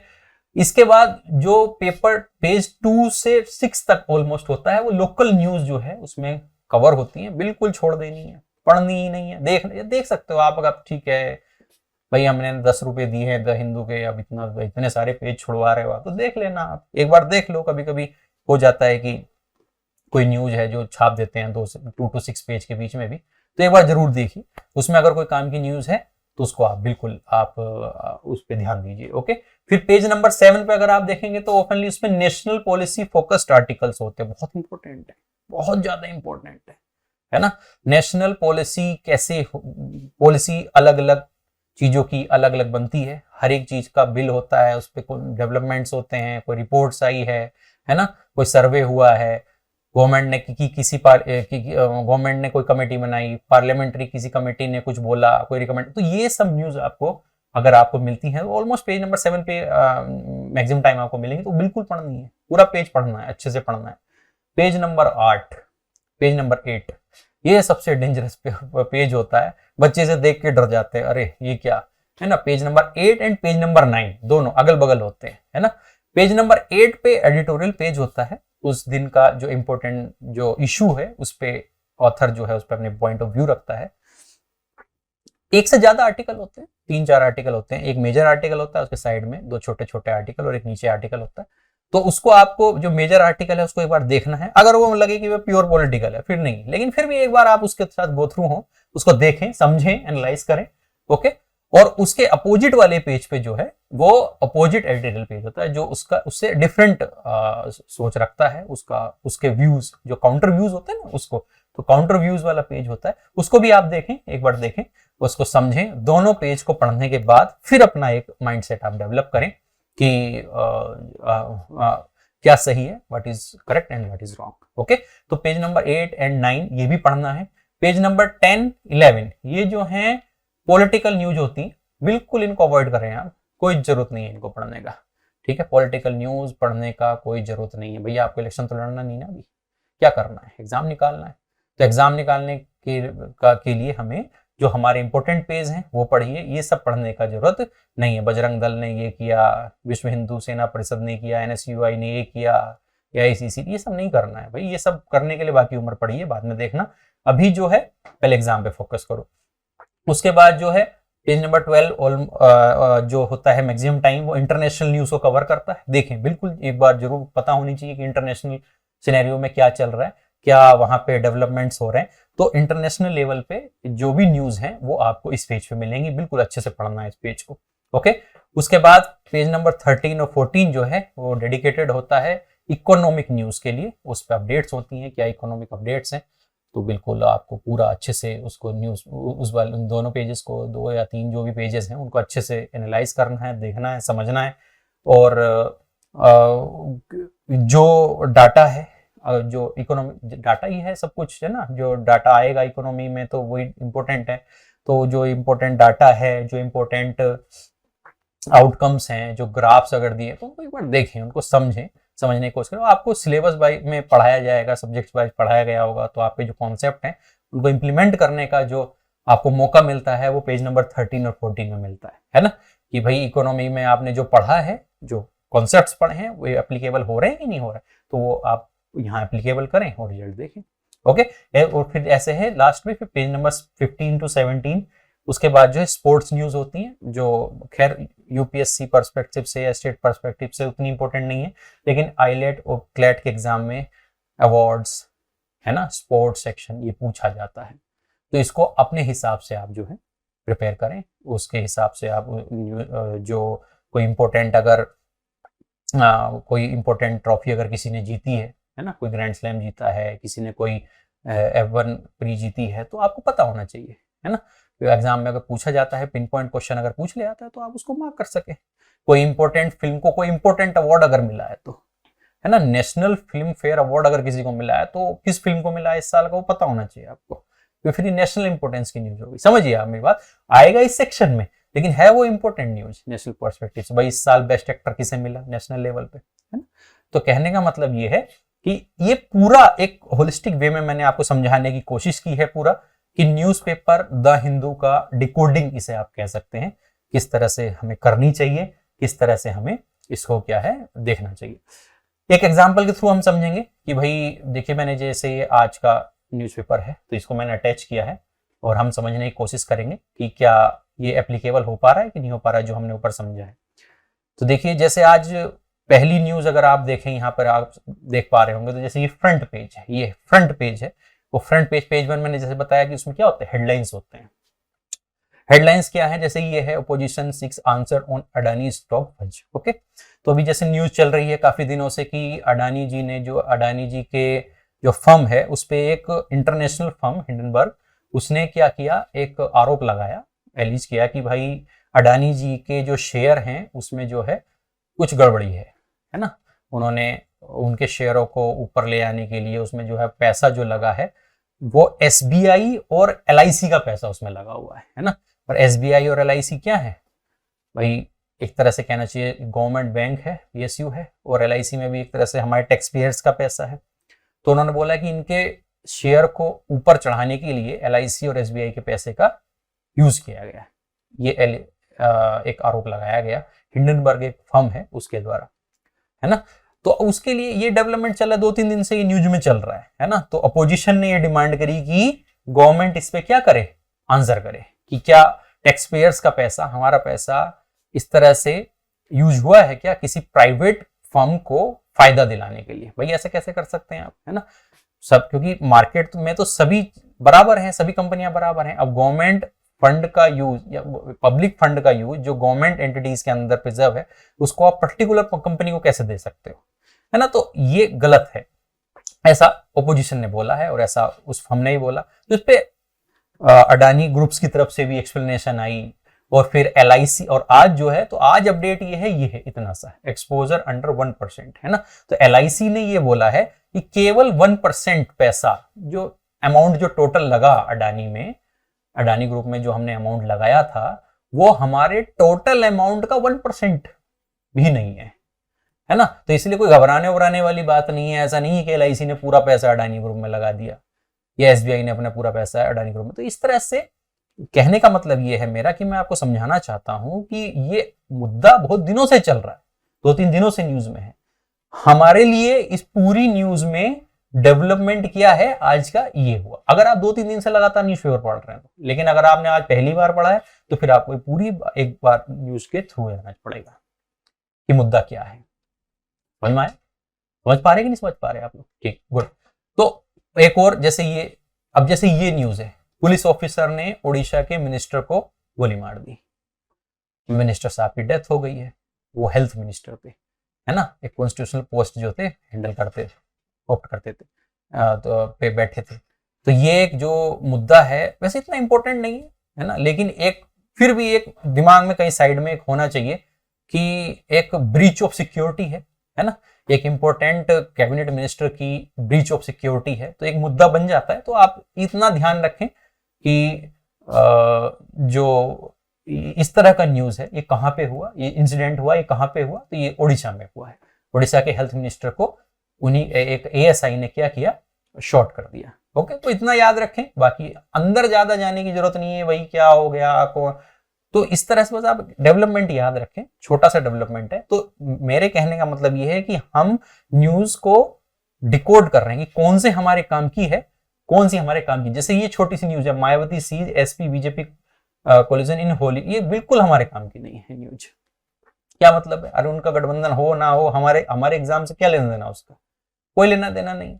हमें इससे में इन झमलों में नहीं पड़ना। जैसे ये न्यूज है, Modi Shah can not understand pain of violence says Rahul, ये पॉलिटिकल न्यूज है, बयानबाजी है, विपक्ष और पक्ष ना, है ना। तो इसके में नहीं पढ़ना है हमें, बस इतना देखना है कि उनकी यात्रा चली थी और साउथ से उन्होंने स्टार्ट करी, कश्मीर में उन्होंने एंड कर दी। भारत जोड़ो यात्रा का नाम है, राहुल गांधी पैदल चले, बस इतना हमें देखना है।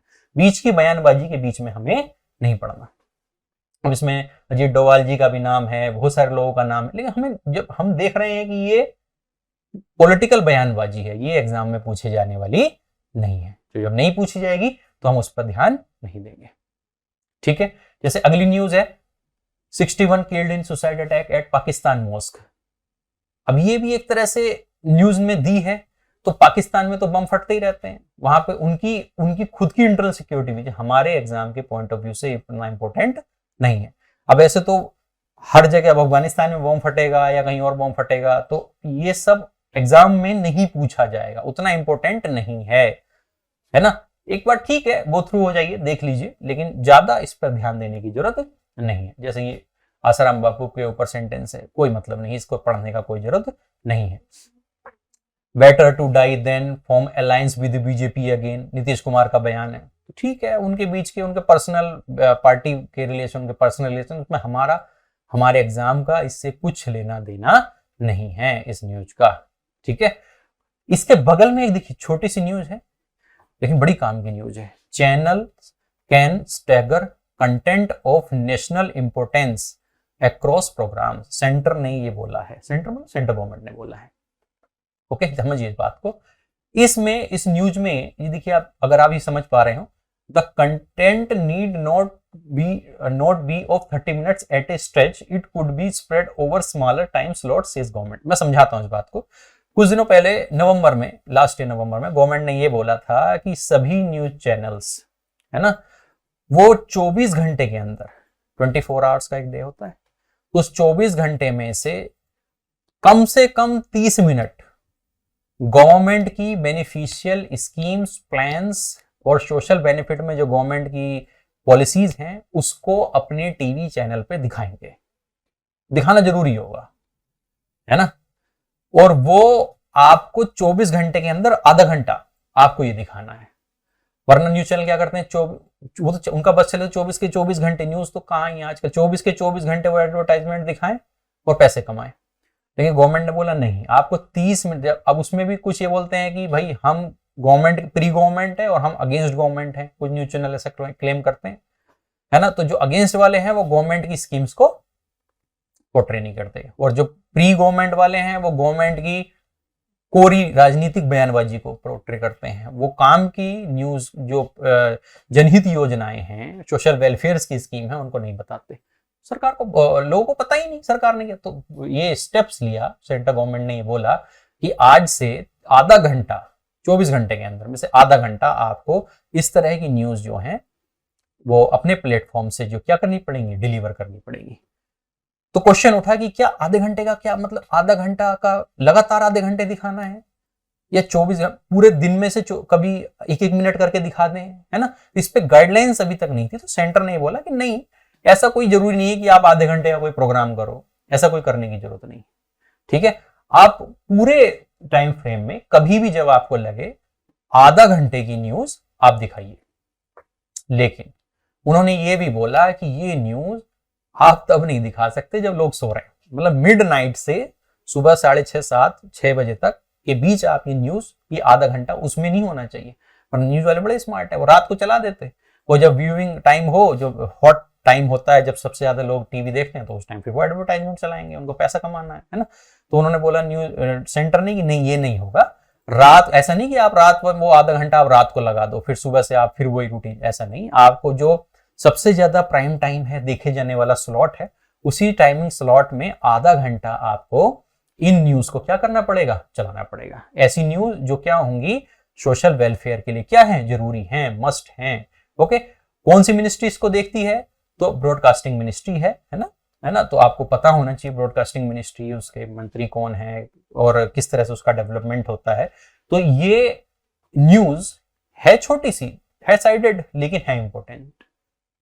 ओके, तो इस तरह की न्यूजेस जो हैं ये आपके एग्जाम में क्वेश्चन के रूप में आ सकती हैं। तो आपको पता होना चाहिए कि कौन सी न्यूज इस फ्रंट पेज पे हमारे काम की है।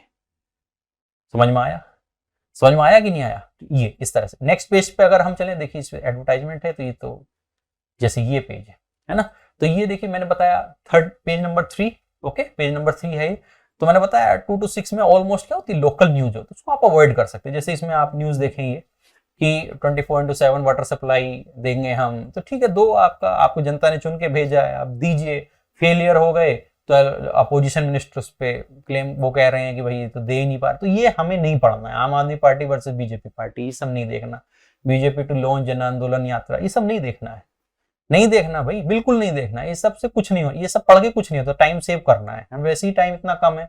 देखिए यहाँ पे लिखा हुआ भी है सिटी ना, सिटी की न्यूज है, ये सब काम उतनी काम की नहीं। पेज नंबर 4 पे 4 होगा ये, yes, page number 4, Kejriwal launches a website. लेकिन जैसे ये सिटी की न्यूज है तो लोकल न्यूज है ना, इस पे लोकल न्यूज आती है। लेकिन आज इस पे ये न्यूज काम की आ गई। क्यों आगे काम की, समझते हैं। देखिए कैसे केजरीवाल जी ने लॉन्च की है एक वेबसाइट जो बताएगी real time data air pollution का दिल्ली के कॉन्टेक्स्ट में। लेकिन दिल्ली में बढ़ता पोल्यूशन एक नेशनल कंसर्न, समझ रहे कि नहीं समझ रहे आप। एनवायरमेंटल मिनिस्ट्री भी इसको हाथों हाथ लेती है। ये बहुत बड़ा मुद्दा है, चारों तरफ इतना देखिए आप कितना पोल्यूशन है। तो इसको लेके अगर कोई न्यूज आती है तो ये एग्जाम में पूछी जा सकती है। तो इसको लेके केजरीवाल सरकार ने, आम आदमी पार्टी सरकार ने एक स्टेप उठाया है कि हम रियल टाइम डाटा मैनेजमेंट करेंगे। रियल टाइम डाटा मैनेजमेंट मतलब आवरली डाटा, एक आज 6 बजे ये, 7 बजे 8 बजे ये डेवलपमेंट, 9 बजे ये डेवलपमेंट। किसका डेवलपमेंट करेंगे, तो एक नेशनल एयर क्वालिटी इंडेक्स होता है NAQI, एयर क्वालिटी इंडेक्स बोल, AQI भी बोल सकते हैं आप उसको। उसके अंदर 8 पैरामीटर होते हैं, PM10 यानी ऐसा पार्टिकल जिसका लेंथ, इसका साइज जो है 10 माइक्रोन से कम हो। ऐसा ही PM2.5, NO2, SO2 है ना, nitrogen oxide, nitrogen dioxide, sulphur dioxide, ozone, NH3, lead. Okay, तो इस तरह के जो ये टोटल पैरामीटर्स हैं, इन सब के डाटा पर नजर रखी जाएगी। ये किसने बोला? ये NAQI ने बोला था, रखी भी जाती थी, है ना। इन सब 8 पैरामीटर्स को नापा जाता था मंथली बेसिस पे, वीकली बेसिस पे, है ना। अब गवर्नमेंट ने ये बोला है कि हम इसको आवरली बेसिस पर मॉनिटर करेंगे कि सुबह 6 बजे कितना कार्बन मोनोऑक्साइड था दिल्ली में, कितना NO2 था, कितना SO2 था, कितना ओजोन था, कितना NH3 था, है ना।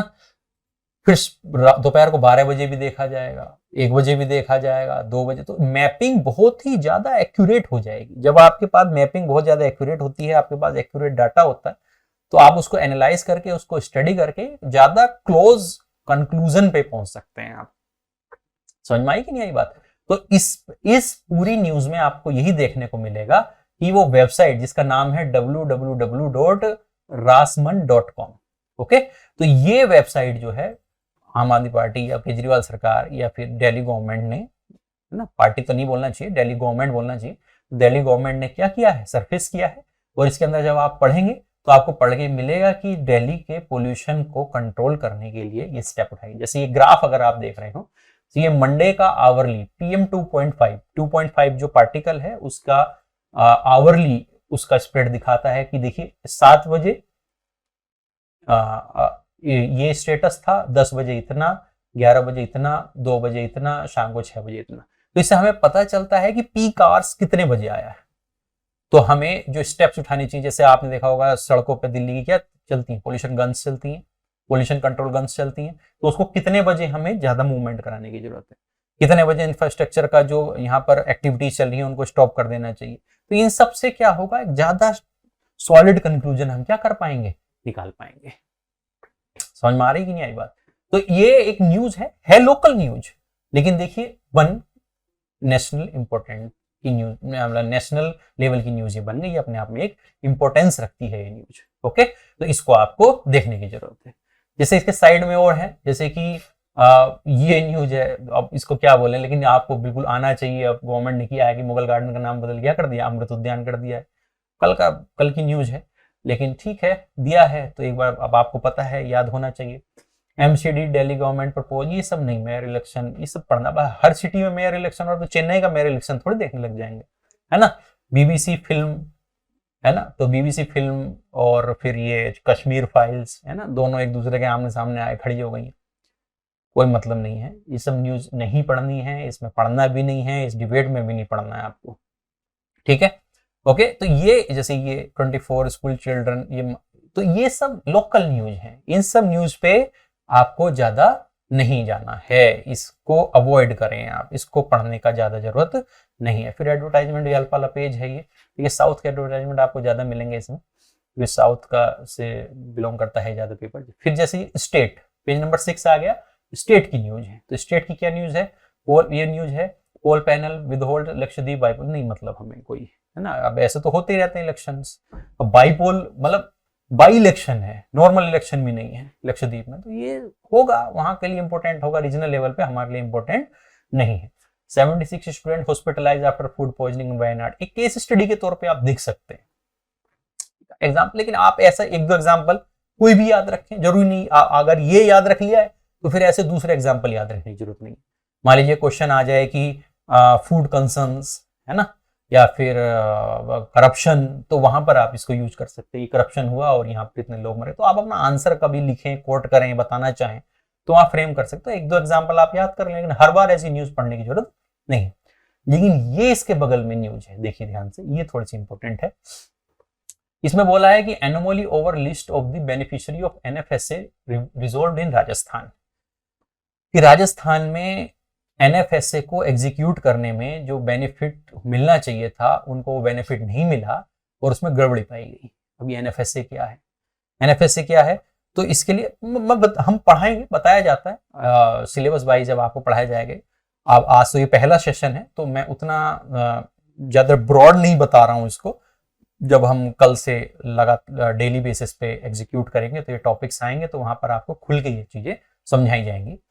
तो एनएफएसए क्या है, नेशनल फूड सिक्योरिटी एक्ट कब पास हुआ, दिमाग में आना चाहिए, ये एक्ट है तो 2013, ठीक है।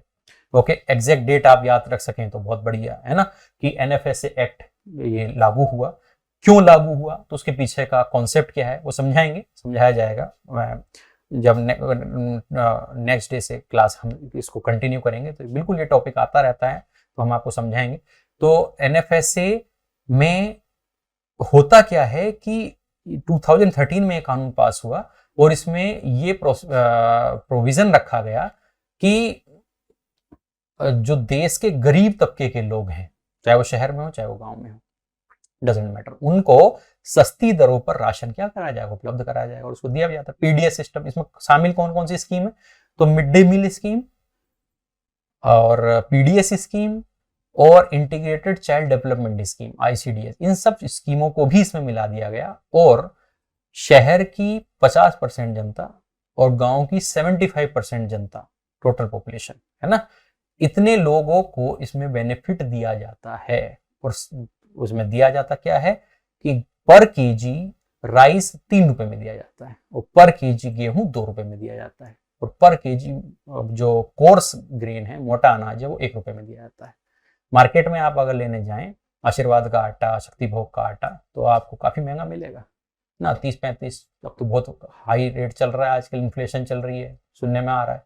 तो 30-35 रुपए किलो आटा है, किलो 30-35 रुपए का 1 किलो। कभी खरीदने गए ग्रोसरी तो जाइएगा, पता कीजिएगा, है ना। तो 1 किलो 30-35 रुपए का, तो गरीब आदमी कैसे खरीदे, तो उसके लिए सरकार ने 2 रुपए किलो गेहूं देने की व्यवस्था 2013 से स्टार्ट करी। एनएफएसए स्कीम इसका नाम है ना। तो इसके चलते क्या है, गरीबों को भरपेट भोजन दिया सके, देश में माल न्यूट्रिशन को डाउन किया जा सके, है ना, उसके लिए ये स्कीम स्टार्ट की गई। स्कीम का नाम एनएफएसए, पढ़ाया जाएगा, समझाएंगे। आज तो एक ओवरव्यू है तो इसलिए ज्यादा टाइम इसमें नहीं ले रहा हूं मैं। नेक्स्ट टाइम जब ये टॉपिक आएगा उसको मैं आपको बिल्कुल डिटेल में एकदम समझाऊंगा, वहां पर एकदम आपका क्लैरिटी हो जाएगा उसमें। इसी के साइड बाय साइड सरकार खरीदती है गेहूं किसानों से, तो वहां पर देती है एमएसपी, ठीक है, मिनिमम सपोर्ट प्राइस होता है। तो वहां पर एमएसपी पे गेहूं खरीदती है, अनाज खरीदती है सरकार और सस्ती दरों पर गरीबों में बांटती है। और बीच का जो गैप है, जो मान लीजिए खरीदा 1000 रुपए को गेहूं और बेच रही है 2 रुपए को, है ना, समझ कितना गैप है, समझिए आप। तो इस गैप को सरकार अपनी जेब से भरती है, इतना सब्सिडी देती है सरकार, और इतनी सब्सिडी देने के बाद भी पता चलेगी इस तरह की घटनाएं हो रही हैं, समझिए आप बात को ना। करप्शन हो रहा है, भ्रष्टाचार हो रहा है, सरकार का घाटा। और वो घाटा सरकार कहां से, सरकार पैसे तो छापती नहीं, वो हमारे टैक्स पेयर्स का पैसा है, तो हमारे पैसा और उसमें क्या हो रही है, अनमोली हो। तो इस तरह से चीजें आपको ध्यान में रखनी चाहिए कि देखिए जैसे ये न्यूज है तो इसमें एनएफएसए वर्ड आया, तो एनएफएसए को रिसर्च करने का जरूरत है, थोड़ा सा देखने का जरूरत है। ये मुझे पता है क्या एनएफएसए के बारे में, नहीं पता है तो तुरंत देखना है उसको। ये एक्ट है, इंपॉर्टेंट एक्ट है और इससे रिलेटेड डेवलपमेंट्स आपको पता होनी चाहिए, ठीक है, समझ में आया। नेक्स्ट, जैसे ये है तेलंगाना की, इतनी इंपॉर्टेंट नहीं है, हर एक स्टेट का लेजिस्लेचर का अपना बजट आता है। और कोई जैसे ये न्यूज आप देख सकते हैं, थोड़ा सा आपको पे अटेंशन करना चाहिए इसमें, जैसे मैं समझाता हूं आपको। जैसे एरो इंडिया BEL कंपनी है, भारत इलेक्ट्रॉनिक्स लिमिटेड, सरकार के इलेक्ट्रॉनिक्स गैजेट्स बनाती है, समझिए बात को, है ना। तो ये PSU है और हमारे देश में ये रहा है कि जैसे जो स्टार्टिंग के जो इन्वेस्टमेंट हुए वो पब्लिक सेक्टर इन्वेस्टमेंट ज्यादा हुए, है ना, BHEL, BEL, ONGC, IOCL, IOL, है ना। तो इस तरह के, वैसी ही एक कंपनी है, नवरत्न कंपनी है BEL, और वो क्या काम करती है, इलेक्ट्रॉनिक्स डिजाइनिंग में हेल्प करती है और रिसर्च करती है, प्रोडक्ट डेवलप करती है ना। तो BEL कंपनी के द्वारा ये बोला गया है कि हम एरो इंडिया में अपने कुछ प्रोडक्ट्स शो करेंगे और वो state of the art technology, state of the art technology मतलब कटिंग एज टेक्नोलॉजी, एकदम फ्रेश, एकदम नई, है ना। तो ऐसा उन्होंने बोला है। अब ये BEL ने बोला कि हम एरो इंडिया में अपने प्रोडक्ट्स दिखाएंगे, दिखाने दो, काम का क्या है ये एरो इंडिया क्या है भाई, ये काम का हुआ ना इस न्यूज में।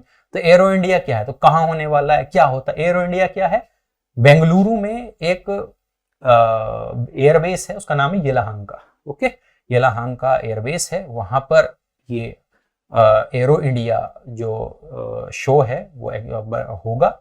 और ये हर साल ही होता है, अलग अलग बेस स्टेशन पे हो सकता है। इस बार ये येलाहांका में हो रहा है, बेंगलुरु में है। और वहां पर क्या होता है, जो हमारी एयरफोर्स है उससे रिलेटेड जो डेवलपमेंट्स हैं, जो प्रैक्टिस हैं, जो सेशंस हैं, उनको रिव्यू किया जाता है, उनको प्रैक्टिस किया जाता है। तो एरो इंडिया कहाँ होने वाला है इस साल का, 13 to 17 फेब, येलाहांका बेंगलुरु। ये क्वेश्चन हो गया अपने आप में। समझ में आ रहा है कि नहीं यार। तो न्यूज किस तरह से देखनी है, किस तरह से उसमें से पिक आउट करनी है, ये हमारे ऊपर है। ठीक है, तो वो हमें आना चाहिए। ओके ओके, जैसे ये है ये न्यूज इतना इंपॉर्टेंट नहीं है। अब जैसे ये न्यूज आपको लगेगा थोड़ा सा इसमें क्या, जैसे ये न्यूज आप देखिए इधर, plan in place to eradicate invasive plant species from Kerala's wild life habitat. ठीक, अब ये इन्वेजिव स्पीसीज क्या होती है, ऐसी स्पीसीज जिसके आ जाने से वहां की लोकल स्पीसीज को क्या हो, थ्रेट हो, वो इन्वेजिव हो गया, है कि नहीं, है ना। अब जैसे बहुत से तो खैर गलत बात है, लेकिन बहुत से लोग कहते हैं अरे तुम उस स्टेट के हो, हमारे स्टेट में आ गए, तुम हमारे यहाँ की नौकरियां छीन रहे हो, मतलब वो उनको क्या समझते हैं, इन्वेजिव समझते हैं, है कि नहीं। लेकिन ऐसे ही केरला के वाइल्ड लाइफ सेक्शन में एक स्पीसीज इन्वेजिव बिहेवियर शो कर रही है। तो हमारी न्यूज क्या है, उस स्पीसीज का नाम ध्यान रखना। क्या नाम है उस स्पीसीज का, थोड़ा साइंटिफिक नाम है, सेना स्पेक्टिबिलिस, ये नाम है उसका। तो ये हमारे लिए न्यूज हो गई, इस स्पीसीज का नाम याद रखो। क्वेश्चन पूछा जा सकता है कि रिसेंटली केरला स्टेट में एक इन्वेजिव स्पीसीज ने वाइल्ड लाइफ को काफी डैमेज किया या उसको डिस्टॉर्ट किया, उस स्पीसीज का नाम क्या है, तो ये स्पीसीज है। इस तरह से हमें न्यूज़ेस को एनालाइज करने की जरूरत है। समझ रहे कि नहीं समझ रहे आप बात। तो हमारे हाथ में है, हमारी थिंकिंग के ऊपर है कि हम वो न्यूज एक्सट्रैक्ट कर पाते हैं कि नहीं कर पाते हैं। ओके, नेक्स्ट अगर हम पेज पे जाएं तो मायावती जी के ऊपर ये है, तो हमारे काम का नहीं है, हमें कुछ लेना देना नहीं है इनसे। मैन गेट्स लाइफ सेंटेंस, ठीक है, हो गया, मार दिया तो मार दिया, कोई नेशनल लेवल का न्यूज इसमें नहीं लगता। ओके, जैसे सोनम वांगचुक है, इनको हाउस अरेस्ट की बात आ रही है, ठीक है, सोनम वांगचुक का नाम आपने सुना हो तो ठीक है, लेकिन है पॉलिटिकल न्यूज। ओके, ये योगी आदित्यनाथ जी के ऊपर, तो ठीक है, पॉलिटिकल न्यूज है, अवॉइड करेंगे। ओके, नेक्स्ट हम देखें तो ये देखिए एडिटोरियल पेज, ये एडिटोरियल पेज है, मेन एडिटोरियल पेज है, ये मेन एडिटोरियल है आज का। क्या है, task for India's millet revolution. Okay साहब, ठीक है, मिलेट और रिवॉल्यूशन। मिलेट क्या चीज है, मिलेट क्या होते हैं, मोटे अनाज, बाजरा, रागी, ज्वार, गोरसब, है ना, ये सब, सोरगम, ये सब क्या है, कोंडू, मडुआ, ये सब क्या है, हमारे यहाँ के देसी अनाज, पुराने टाइम से होते आ रहे हैं, मोटे अनाज। तो पतले कौन से हैं भाई, है पतले कहना चाहिए नहीं, मतलब जो रेगुलर अनाज है वो कौन से हैं, गेहूं और चावल। ओके, तो ग्रीन रिवॉल्यूशन के बाद से क्या हुआ कि गेहूं और चावल की पैदावार देश में बहुत बढ़ गई, बहुत, है ना। और उससे पहले तो हम गेहूं भी बाहर से अमेरिका वगैरह से मंगाते थे, खाने पीने की चीजें, लेकिन ग्रीन रिवॉल्यूशन के बाद से हमारे यहाँ ये समस्या नहीं रही है। इतने बड़े देश में हम लोग सबको भरपेट भोजन करा पा रहे हैं, बहुत बड़ी अचीवमेंट है हमारे लिए, है ना। आपको फक्र होना चाहिए, अपने किसानों पे फक्र होना चाहिए, कोई छोटी मोटी बात नहीं है। 135-40 करोड़ लोग जिस देश में रहते हो, 130 करोड़ लोग जिस देश में रहते हो, तो इतने लोगों को अगर हम भरपेट भोजन करा पाए, बहुत बड़ी बात है। बहुत से देश हैं जहां पर दिक्कत है, छोटी छोटी पॉपुलेशन है, वो उनका पेट नहीं भर पा रहे। हमारे लिए तो एक खूब हमें, लेकिन इसके लिए काफी फैक्टर्स और एफर्ट्स रिस्पॉन्सिबल हैं जो हमने इस चीज को अचीव किया है, ठीक है। तो लेकिन अब न्यूज ये आनी शुरू हो गई है कि भाई गवर्नमेंट ने, इंडियन गवर्नमेंट ने 2018 में, आज से 4 साल पहले, है ना, अपने देश में मिलेट ईयर प्रोक्लेम किया था कि हम जो है इस साल को मिलेट ईयर मनाएंगे। फिर ये जब ये जो बात है वो बाहर तक भी गई, तो अब इंटरनेशनल लेवल पर जब ये थॉट गया, तो इस साल 2023 को इंटरनेशनल लेवल पर मिलेट ईयर क्लेम घोषित किया गया है, बताया गया है कि ये साल जो है 2023 इंटरनेशनल लेवल से आज ये इस साल को हम क्या बोलेंगे, मिलेट ईयर घोषित किया गया है। तो उसमें है क्या, जब सब लोग मिलेट मिलेट करें तो ऐसा क्या है मिलेट्स में, क्यों इतना, भाई जब गेहूं चावल मिल रहे थे तो मिलेट्स फिर इतना क्या, ये पहले भी तो मिलेट्स थे, तब हमने उतना ध्यान दिया नहीं, तो अब ये फिर अब गेहूं चावल हो रहा है तो फिर क्यों मिलेट्स को इतना पे अटेंशन कर रहे हैं। इस पूरे एडिटोरियल में जब आप पढ़ेंगे तो आपको ये समझ में आएगा, जो इनके हैं मधुरा स्वामीनाथन, इन्होंने बताया है कि क्या बेनिफिट्स हैं मिलेट उगाने के, है ना। जैसे हमारे यहाँ ग्रीन रिवॉल्यूशन हुआ है, वैसे ही हमें मिलेट रिवॉल्यूशन करने की जरूरत है। क्यों करने की जरूरत है, क्या बेनिफिट है, देखिए मिलेट्स का एक बेनिफिट ये है, एक उसकी क्वालिटी कहिए कि वो एक तो ज्यादा वाटर इंटेंसिव क्रॉप नहीं है, ठीक है, कम पानी मिलेगा तो भी हो जाएगी, और जितनी पॉपुलेशन है देश में और जिस तरह से ग्राउंड वाटर डिप्लीट किया जा रहा है, गेहूं चावल की फसल आप जिस तरह से अगर उगाते रहे, अब लोग गर्मियों का धान उगा रहे हैं, है ना, पंजाब में धान की खेती हो रही है, तो कहने का मतलब ये, इससे ग्राउंड वाटर क्या होता जा रहा है, नीचे जाता जा रहा है, इकोलॉजिकल इम्बैलेंस क्रिएट हो रहा है, एनवायरमेंटल डिग्रेडेशन हो रहा है। तो अगर हम गेहूं चावल पर बहुत ज्यादा फोकस ना करके मिलेट्स पे अगर फोकस करें और उसको उगाएं और एक सब्स्टिट्यूट दें राइस और व्हीट का in the form of millets, तो हम बहुत हद तक लोगों को नरिश भी कर सकते हैं, उनका पेट भी भर सकते हैं और इकोलॉजिकल इम्बैलेंस को सही भी कर सकते हैं। समझिए इस बात को, है ना। मिलेट्स की में के ऊपर जब रिसर्च हुआ तो पता चला कि उसमें बहुत सारे ऐसे पोषक तत्व हैं जो गेहूं चावल में नहीं मिलते। Extra fibre, extra calcium, extra iron, ये सब मिलेट्स में, आप कुछ फसल ऐसी हैं मिलेट्स की, उनसे आपको ये मिलेगा। अब आप सोचिए, ऐसी फसल जो उगने में भी कम परेशान कर रही है, उग भी कहीं जा रही, चाहे आप पहाड़ों पे उगाइए, चाहे आप थोड़े सेमी एरिड एरिया में उगाइए, चाहे हिली एरिया पे, सब जगह उग जाएगी मिलेट्स की फसल। चावल हर जगह नहीं उगता, गेहूं हर जगह नहीं उगता, समझ रहे कि नहीं समझ रहे मेरी बात आप। तो कहने का मतलब ये है, मिलेट्स की ये प्रॉपर्टी है कि वो कहीं भी आसानी से उगाए जा सकते हैं, कम वाटर टेकिंग होते हैं, है ना, उनका जो उन पे कीड़े भी कम लगते हैं, कीटनाशक भी कम लगते हैं, पेस्टिसाइड्स भी कम यूज करने पड़ते हैं उनको बड़ा करने के लिए।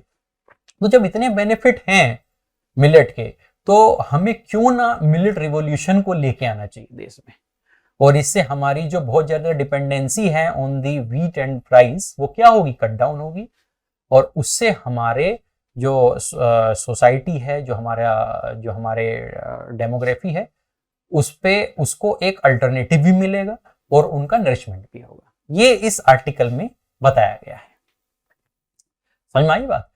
उसके लिए उन्होंने बोला है, उन्होंने एग्जांपल्स दिए हैं, जैसे कि ये जो स्कीम्स चल रही हैं, है ना, इसमें इन्होंने दो मेजरली कैटेगरी यहाँ देखिए, अगर आप इस लाइन को पढ़ेंगे तो इन्होंने बोला है कि मिलेट्स को हम दो मेजर कैटेगरी में बांट सकते हैं, दो कैटेगरी में बांट सकते हैं, एक मेजर कैटेगरी, एक माइनर कैटेगरी, है ना। जैसे कि मेजर कैटेगरी में इन्होंने बोला है sorghum, pearl millet, finger millet, wild minor millet, इन सबको इन्होंने जो है मेजर मिलेट बोला है। और जबकि जो कोडो, पोरोसो, बर्नियार्ड मिलेट है, ये फॉक्सटेल मिलेट है, इनको इन्होंने माइनर वैरायटी होती है मिलेट्स की, है ना, ज्वार, बाजरा, रागी, इन सब की भी क्या है, वैरायटीज है, तो इनको इन्होंने क्या रखा है, माइनर मिलेट्स बोला है। तो इन्होंने बोला है कि आप अकॉर्डिंगली आप बना लीजिए, आपको कुछ एरियाज में मेजर मिलेट्स उगाइए, कुछ एरियाज में माइनर मिलेट्स उगाइए, और जब हमारे पास एक स्टॉक हो जाएगा मिलेट्स का, तो हम उसको क्या कर सकते हैं, मिड डे मील में, ICDS में, PDS में हम उसको क्या कर सकते हैं, सर्कुलेट कर सकते हैं, ठीक है। इससे होगा क्या कि फार्मर्स का अटेंशन भी इस तरफ आप डाइवर्ट कीजिए, तो अभी जो सारे किसान गेहूं चावल उगा रहे हैं, वो बाद में फिर मिलेट्स भी उगाना शुरू करेंगे, समझ रहे हैं मेरी बात। तो उससे मल्टीपल बेनिफिट्स आपको देखने को, अभी जितना MSP का इतना हाइप है, MSP इतनी देनी पड़ती है, फिर उसको आप सस्ते दाम पर PDS में, मैंने NFSA में भी बताया, सस्ते दामों में आप जो उसको NFSA में बांट देते हैं और महंगे दाम पे MSP पे आप उसको खरीदते हैं। तो ये जो गैपिंग हो रही है, ये गैपिंग भी कहाँ होगी, किसी हद तक जो है फिलअप होने में हेल्प होगा। तो इस मल्टीपल पॉइंट ऑफ व्यू उन्होंने बोला है। फिर उन्होंने बोला कि ये उन्होंने बताया कि भाई जो हमारे यहाँ है, उसमें डाटा भी उन्होंने दिया हुआ है कि कितना हम कंज्यूम करते हैं, कितने परसेंटेज हम कितने परसेंट लोगों के पास उसका एक्सेस है, कितने के पास नहीं है, इसके बारे में भी उन्होंने बोला है। कितने पर हेक्टेयर, उन्होंने बताया कि प्रोडक्टिविटी और ज्वार बाजरा वो इंक्रीज की जा सकती है ना। उनकी जो एवरेज यील्ड है वो 957 पर हेक्टेयर से 989 पर हेक्टेयर तक अभी हम नोटिस करते हैं, हमें इसको बढ़ाने की जरूरत है। ठीक है, तो ये सब जो है उन्होंने अपने इस आर्टिकल में पूरा बताया है इस एडिटोरियल में। ओके, उन्होंने बोला है कि किस तरह से कोली हिल्स में चेंजेस हुए हैं, है ना। तो कहने का मतलब ये है, इस पूरे आर्टिकल में देखने में बहुत बड़ा लग रहा होगा, अरे इतना बड़ा आर्टिकल, कोई बड़ा, इतने देख के बिल्कुल इसे देख के घबराने की जरूरत नहीं, उसको आराम से आप ब्रेक कीजिए, 1 पार्ट, 2nd, 3rd। और उन्होंने तीनों सेक्शन में ये बताया है कि किस तरह से मिलेट का रिवॉल्यूशन इंडियन प्लेटर में डाइवर्सिटी ला सकता है, यहाँ के लोगों के लिए बेनिफिशियल हो सकता है। ठीक है, तो ये आज का मेन एडिटोरियल है, इसको आप जरूर ध्यान से देखिए, इस बार समझिए। कल से तो हम एक्सप्लेन करने ही वाले हैं, खैर आज थोड़ा सा क्योंकि वीडियो बहुत लंबा हो रहा है तो आज इसको मैं बहुत ज्यादा डेप्थ में तो मैं नहीं बताऊंगा। कल से हम जो है इसका एनालिसिस करेंगे, तो समझेंगे, देखेंगे रेगुलर बेसिस पे क्या उसमें बताने की कोशिश की गई है। साइड में एक और ये छोटा सा आर्टिकल है, अगर आप देखें वाटर वॉश करके, तो 2-3 दिनों से डेवलपमेंट चल रहा है कि भारत सरकार और पाकिस्तान सरकार के बीच में एक ट्रीटी है, 1960 में हुई थी, वर्ल्ड बैंक उसमें मीडिएटर था। ट्रीटी का नाम इंडस वाटर ट्रीटी। ओके, 6 नदियां हैं। ओके, कौन कौन सी? इंडस, झेलम, चिनाब, रावी, ब्यास और सतलुज, है ना। तो उसमें ये था कि ऊपर की 3 नदियां, उस पे ज्यादा राइट पाकिस्तान का, और नीचे की 3 नदियां उस पे 100% राइट जो है इंडिया का। ये जवाहरलाल नेहरू और अयूब खान के बीच में ट्रीटी हुई थी, और ये ट्रीटी तब से बिल्कुल सही तरीके से, स्मूथ तरीके से चलती आई है। कितने विवाद भारत के और पाकिस्तान के बीच हैं, लेकिन इस ट्रीटी को कभी भी इस ट्रीटी का वायलेशन नहीं किया है इंडियन गवर्नमेंट ने, है ना। लेकिन अभी रिसेंटली डेवलपमेंट थे उसको लेके, जैसे ऊपर की 3 नदियों पर यह बोला गया है कि उसका रनिंग वाटर यूज इंडिया कर सकता है, उस वाटर को रोक नहीं सकता। ऊपर की 3 नदियां कौन कौन सी? इंडस, झेलम और चिनाब, उनको रोकेगा नहीं, उस पानी को रोकेगा नहीं, क्योंकि वो पानी जो है मेजरली उसका किसका राइट है? उसमें पाकिस्तान का राइट है। नीचे की तीनों नदियों का 100% पानी आप इंडिया जो क्या कर सकता है, यूज कर सकता है, यूटिलाइज कर सकता है अपने हिसाब से। लेकिन हाल फिलहाल में ही इसमें जब आप पढ़ेंगे तो आपको देखने को मिलेगा एक किशन गंगा हाइड्रो प्रोजेक्ट जो झेलम पे बन रहा है, और एक Ratle hydro electric project Chenab पे बन रहा है। ओके, इन 2 वाटर हाइड्रो प्रोजेक्ट को लेके पाकिस्तान गवर्नमेंट के द्वारा ऑब्जेक्शन किया जाता है कि भाई ये तुम क्यों बना रहे हो, ये तो नदियां ऊपर वाली नदियां हैं, और इन पे अगर तुमने हाइड्रो प्रोजेक्ट बना दिए तो हमारे पानी का क्या हो जाएगा, हमारे यहाँ आने वाले पानी में क्या हो जाएगी, सेंध लग जाएगी, पानी कम आएगा। इंडियन गवर्नमेंट उस पर क्या कहती है? नहीं नहीं, ऐसा नहीं होगा। तो इनके बीच का ये टसल है, ओके, चलता रहता है काफी दिनों से, ये बीच में अभी कुछ दिनों से फिर से लाइमलाइट में आया है। तो इसको लेके ये पूरा आर्टिकल है कि कैसे कैसे उस पे वर्ल्ड बैंक का क्या हो रहा है, गवाही रही है, इंडिया का क्या पॉइंट ऑफ व्यू है और पाकिस्तान का क्या पॉइंट ऑफ व्यू है। तो ये आर्टिकल जो है उस चीज के डेवलपमेंट को दिखाता है, इंपॉर्टेंट है। ओके, अगला है ये इतना इंपॉर्टेंट नहीं है, the real reason behind political parties decline, है ना। अब पॉलिटिकल पार्टी के डिक्लाइन के पीछे मल्टीपल रीजन हो सकते हैं, अगर समय बच जाए तो इस तरह के आर्टिकल्स पे आप जाएं, वरना कोई जरूरत जाने की नहीं। ठीक है, okay, miles to go, Bharat Jodo Yatra नहीं देखनी भाई, क्यों देखनी है ना, बहुत हो गया भारत जोड़ो, भारत तो जुड़ा हुआ ही है। ठीक है, आप लोग पढ़े लिखे लोग हैं भारत जोड़ने के लिए, तो फिर अब आप लोग हैं, आप लोगों पे भरोसा है, भारत नहीं टूटने देंगे आप लोग। ठीक है, अगला है पेज जो मैंने बताया कि ये ऑपोजिशन एडिटोरियल ऑप एड वाला जो पेज होता है, कि इसमें जो है कुछ जो पहले आर्टिकल कोई छपा है तो उसका काउंटर पर्सपेक्टिव पाया हुआ है। तो इसमें जैसे problem of science at the Padma award, तो पद्मा अवार्ड्स को लेके इन्होंने बोला है कि भाई पद्मा अवार्ड्स फेयर नहीं है, ये है वो है, जो भी है प्रॉब्लम है उसमें। ठीक है, हम छोड़ सकते हैं इस चीज को। अब matter of Prestige for DM की, तो लोकल पार्टी है तमिलनाडु की, हमारे काम की नहीं है। ठीक है ना। इन 2022 trial courts imposed most death sentence in 20 years, ये बोला गया है कि 2022 में सबसे ज्यादा, पिछले 20 साल के सबसे ज्यादा डेथ सेंटेंस क्लेम हुए हैं, वो दिए गए हैं। तो एनसीआरबी एक नेशनल क्राइम रिकॉर्ड ब्यूरो होता है ना, उसका डाटा है। अभी इस पे हम नहीं जाएंगे, कोई जरूरत नहीं है अभी, इतना इसमें आपको जाने का जरूरत नहीं है। मैं बताऊंगा कब किस तरह से कितने हद तक उसको जाना है। देखिए क्या है कि इंटरनेशनल लेवल पे हमेशा डिमांड चलती है कि every country should repeal the death sentence penalty, capital punishment नहीं होना चाहिए, क्योंकि ह्यूमन लाइफ है, और भाई ह्यूमन लाइफ में भाई आप किसी की लाइफ छीन कैसे सकते हो, है ना। ये जब आप देखिए, जब आप डिबेट्स करेंगे, कोर्ट्स वगैरह में जाएंगे या फिर वहां पे भी आप डिबेट करेंगे, तो ये हमेशा रहेगा आपके सामने, है ना। ये एक डिलेमा रहता है कि भाई क्या भारत से मृत्युदंड का प्रावधान हटा देना चाहिए, कैपिटल पनिशमेंट को समाप्त कर देना चाहिए, है ना। तो बहुत सारे देशों ने किया भी है वर्ल्ड में कि अपने यहाँ से कैपिटल पनिशमेंट को हटा दिया है।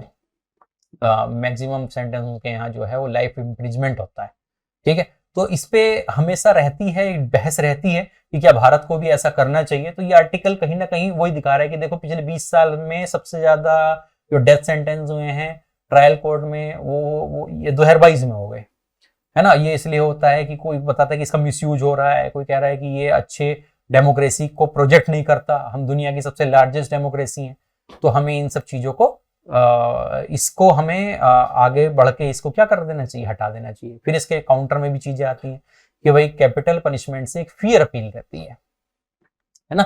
अगर आप कैपिटल पनिशमेंट रखते हैं तो एक फियर अपील रहती है, और इससे क्राइम करने वालों का जो मनोबल है वो टूटता है कहीं ना कहीं।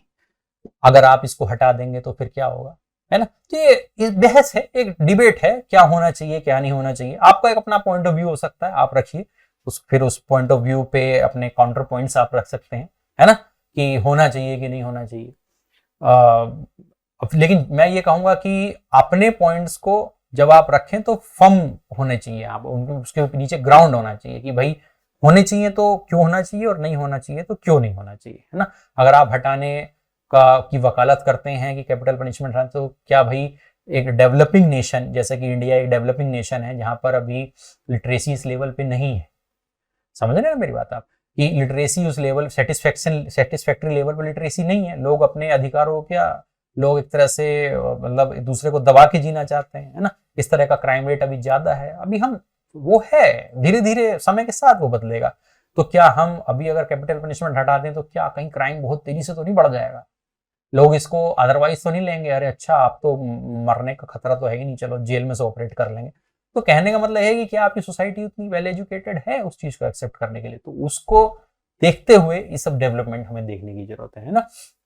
तो यहाँ पर बस, तो इसमें नेक्स्ट पेज जो है ये आप recent wave of tech lay off ये छोड़ सकते हैं। आपके टेक क्या क्या टेक डेवलपमेंट हैं वो सब बताए गए हैं, लेकिन काम का नहीं है, बिल्कुल छोड़ सकते हैं। इस पेज को भी छोड़ सकते हैं। जैसे कि हमने ये द्रौपदी मुर्मू जी का एक छोटा सा इंटरव्यू आया हुआ है ना, तो ये क्वेश्चन, सॉरी वो इंटरव्यू कह रहा हूँ, कुछ क्वेश्चन आया हुआ है उनके फोटो के साथ मुगल गार्डन से रिलेटेड, क्योंकि चेंज किया है तो आप एक चाहे तो गो थ्रू हो सकते हैं इसको। लेकिन ये अगली न्यूज अगर हम देखें तो ये बीबीसी डॉक्यूमेंट्री के ऊपर है, नहीं इसको देखने का जरूरत नहीं है, कंट्रोवर्सी है ना। ओके, किरण रिजिजू जो लॉ मिनिस्टर हैं उनका बयान आया हुआ है बीबीसी, तो ये सब पॉलिटिकल न्यूज हैं, इसको आप छोड़ सकते हैं। फर्स्ट पेज की जो हेडलाइन थी है ना, उसका कुछ जो वहां से मिसिंग था उसका यहाँ पर फीड है, तो आप चाहें तो इसको देखें वहां से लिख करके। ओके, तो यहाँ पे और वर्कर्स कन्वेंशन आज centre for stop privatisation one, ये सब पॉलिटिकल न्यूज है ना। देश में एलपीजी 1991 के बाद से है, तो उसके प्लस और माइनस, अब लोग कहते हैं कि रेलवे का प्राइवेटाइजेशन मत कीजिए आप, उसमें बहुत बड़ा श्रम बल लगा हुआ है, सरकारी नौकरियां खत्म, तो वो डिबेट है ना, उस पर देखेंगे आप क्या होना चाहिए क्या नहीं होना चाहिए। तो इस तरह से है। ओके, ये सब पॉलिटिकल न्यूज है, इसको देखने की जरूरत नहीं। ये एक न्यूज मुझे लगता है काम की, centre to roll out process to set up 16th finance commission soon. Okay, तो अभी जो डेवलपमेंट चल रहे हैं, जो रिकमेंडेशन चल रही हैं, तो 15th फाइनेंस कमीशन की चल रही है ना। ये एनके सिंह जी हैं, chairperson of the 15th finance commission. Okay, तो 15th फाइनेंस कमीशन का देखिए जो टाइम पीरियड था वो उसने जो रिकमेंडेशन दी थी, अपनी रिपोर्ट दी थी, वो 2020 से 2025 तक दी थी, मतलब 5 साल के लिए होता है टेन्योर। मैं आपको बता दूं, राष्ट्रपति जो प्रेसिडेंट है वो फाइनेंस कमीशन को फॉर्म करता है और उसका एक चेयरपर्सन चुना जाता है। तो 15th फाइनेंस कमीशन के चेयरपर्सन ये हैं, बाकी और भी मेंबर हैं उसमें। उन्होंने अपनी रिपोर्ट दी, 5 साल के लिए उनको रिपोर्ट देनी होती है, लेकिन कोरोना आ गया और कोरोना की वजह से सरकार ने डिसाइड किया कि हम इसको 1 साल क्या करेंगे, एक्सटेंड करेंगे, 5 साल नहीं 6 साल के लिए। तो इनको ये फर्दर एक और जिम्मेदारी दी गई, एक रिपोर्ट तो आप 5 साल के लिए बनाओ जो आपको बनानी थी, और 1 साल जो लॉस हो गया उसके लिए आप एक एक्स्ट्रा ईयर की भी आप रिपोर्ट बना के दीजिए। तो उन्होंने बोला है in the normal course of thing the next finance commission should have been appointed by now, but since our report covered 6 years instead of 5, it must be appointed this year. तो उन्होंने ये सजेस्ट किया है कि भाई मैं 6 साल की रिपोर्ट तो बना रहा हूं, लेकिन आप जो है अगला फाइनेंस कमीशन इस्टेब्लिश करने के लिए प्रोसेस शुरू कर दीजिए। और करता कौन है प्रोसेस? राष्ट्रपति करता है।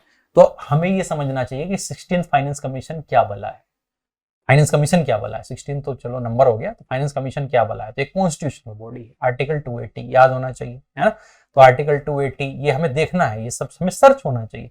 पॉलिटी में सब्जेक्ट में आपको ये पता होना चाहिए, तो आर्टिकल 280 दिमाग में आना चाहिए। फाइनेंस कमीशन क्या होता है, वो कितने मेंबर होते हैं, कौन अपॉइंट करता है, क्या उसके वर्क होते हैं, क्या वर्क होता है उसका बताइए, क्या वर्क होता है? सोचिए जरा, सोचिए 2 मिनट, क्या वर्क होता है फाइनेंस कमीशन का? मेजर वर्क क्या है, क्या होता है? सेंटर और स्टेट के बीच में जो फाइनेंस है उसका बंटवारा कैसे होगा, है ना। क्योंकि हम जानते हैं कि हमारे यहाँ जो सेंटर है वो थोड़ा पावरफुल है। 3 लिस्ट है वैसे, सेंटर लिस्ट, स्टेट लिस्ट और कंकरेंट लिस्ट। तो टैक्सेशन की लिस्ट भी इस तरह से ही है, टैक्सेशन के जो मेजर राइट्स हैं वो सेंटर के पास है, तो ज्यादा पैसा सेंटर के पास आता है। तो फाइनेंस कमीशन क्या काम करता है? सेंटर और स्टेट के बीच में जो फाइनेंस को डाइल्यूट करने के लिए वो क्या करता है, प्रोविजन किस तरह से बंटवारा होना चाहिए, उसके लिए रिकमेंडेशन, ये सब देने का काम फाइनेंस में। रिकमेंडेशन बोला है मैंने, मैंडेटरी नहीं होती है ना। सरकार माने ना माने ये सरकार के ऊपर है, सरकार के ऊपर है। फाइनेंस कमीशन क्या कर सकता है? सिर्फ रिकमेंड कर सकता है कि आपको ऐसा करना चाहिए। तो 15th फाइनेंस कमीशन में क्या था, उन्होंने ये बोला था कि 42% जो टोटल जो अर्निंग होगी उसका 42% ना देकर अब 41% आपको स्टेट के बीच में बांटना है। पहले उन्होंने 42 बोला था, पिछले फाइनेंस कमीशन 14 में। क्यों बोला था? क्योंकि तब जम्मू कश्मीर भी स्टेट हुआ करता था, अब जम्मू कश्मीर का 1% कट गया। तो इन्होंने बोला कि भाई अब केवल 41% आपको, और भी उन्होंने काफी उनकी रिपोर्ट्स थी उसमें अलग अलग चीजें उन्होंने बंटवारे में उन्होंने किस तरह से डेमोग्राफी को भी यूज किया, एनवायरमेंट को भी यूज किया, फॉरेस्ट को भी, फॉरेस्ट कवर को भी, उनका एक पैरामीटर है, कभी हम डिटेल में उस पर चर्चा करेंगे, बताएंगे आपको किस तरह से उनका था। तो अब इन्होंने ये बोला है कि आप 16th फाइनेंस कमीशन की स्टैब्लिशमेंट के लिए प्रयास कीजिए, है ना। तो अब कौन करेगा ये स्टैब्लिश, कौन करेगा, कौन है? राष्ट्रपति द्रौपदी मुर्मू जी, और उनके ऑर्डर के बाद, उनके रिकमेंडेशन के बाद जो है नए फाइनेंस कमीशन के हेड चुने जाएंगे, सदस्य चुने जाएंगे, और 16th फाइनेंस कमीशन को क्या किया जाएगा? फॉर्म किया जाएगा, जो कब के लिए वैलिड होगा? तो इन्होंने बोला कि 6 साल के लिए, तो 2025 to 2026 तक तो इनका चलेगा। फिर अगले 5 साल 26 से 31 उसके लिए, 2026 से 2031 तक के लिए जो फाइनेंस कमीशन रिकमेंडेशन करने वाला है उसको फॉर्म करने की बात चल रही है। और वो कौन सा नंबर होगा? 16th होगा। 15th वाले की कब तक चलनी है? 2025 to 2026। क्यों? होनी तो 25 में खत्म जानी चाहिए, 2024-25 में, लेकिन 1 साल का एक्सटेंशन दिया गया है। आई होप आप समझ गए होंगे, ठीक है। तो ये इस तरह से हम यहाँ से सेपरेट आउट कर सकते हैं कि हमारे काम की न्यूज है, फाइनेंस कमीशन हमें दिखा, तो हमें पता होना चाहिए भैया इस 15 के चेयरमैन कौन है, 15 की रिकमेंडेशन क्या है, और 16th बनने वाला है तो 16th को बनाएगा कौन और बनेगा कैसे। तो ये हमें पता है तो हमारा क्वेश्चन बिल्कुल नहीं अटकेगा, फाइनेंस कमीशन का आराम से हो जाएगा, ठीक है। ये पॉलिटिकल न्यूज है, देखने का कोई जरूरत नहीं है। महबूबा मुफ्ती जी, पॉलिटिकल न्यूज, बीजेपी, ये सब पॉलिटिकल न्यूज है। इसके अलावा तो ये सब देखने का बिल्कुल जरूरत नहीं है, इसको आप क्लियरली अवॉइड कर सकते हो।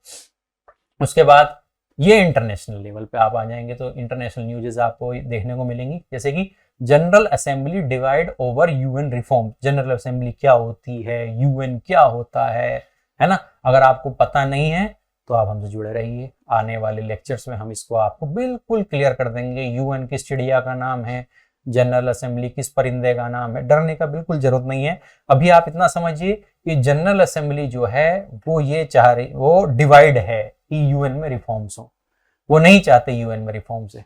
वो यूएन में रिफॉर्म्स कौन करवाना चाहता है? वो देश जो उभरती हुई ताकत है वो यूएन में रिफॉर्म कराना चाहते हैं। यूएन बनाया किसने था? उन देशों ने जो पहले ताकतवर थे।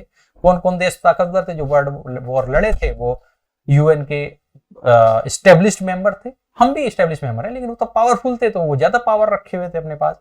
अब समय बदल गया, भारत, जापान, है ना, ब्रिक्स नेशन जितने भी हैं, भारत, रशिया, चाइना, चाइना तो नहीं, चाइना तो उतना नहीं चाहता, लेकिन फिर भी कुछ हद तक वो भी चाहता है रिफॉर्म, है ना। जो उभरती हुई अर्थव्यवस्थाएं हैं वो ये चाहती हैं कि यूएन में क्या होना चाहिए? रिफॉर्म होना चाहिए, है ना। इसका रिप्रेजेंटेशन सही नहीं है, इसका रिप्रेजेंटेशन वाइज्ड है, ये वेस्टर्न कंट्रीज के साइड में झुका हुआ है ना। ऐसा कौन बोलते हैं? ये थर्ड वर्ल्ड कंट्रीज बोलते हैं। थर्ड वर्ल्ड कंट्रीज मतलब हम लोग, है ना। तो हम ये बोलते हैं कि ये फर्स्ट वर्ल्ड कंट्रीज के बीच में की तरफ झुका हुआ है। इसको क्या करने की जरूरत है? रिवैम्प करने की जरूरत है, इसके स्ट्रक्चर को फिर से बनाने की जरूरत है ना।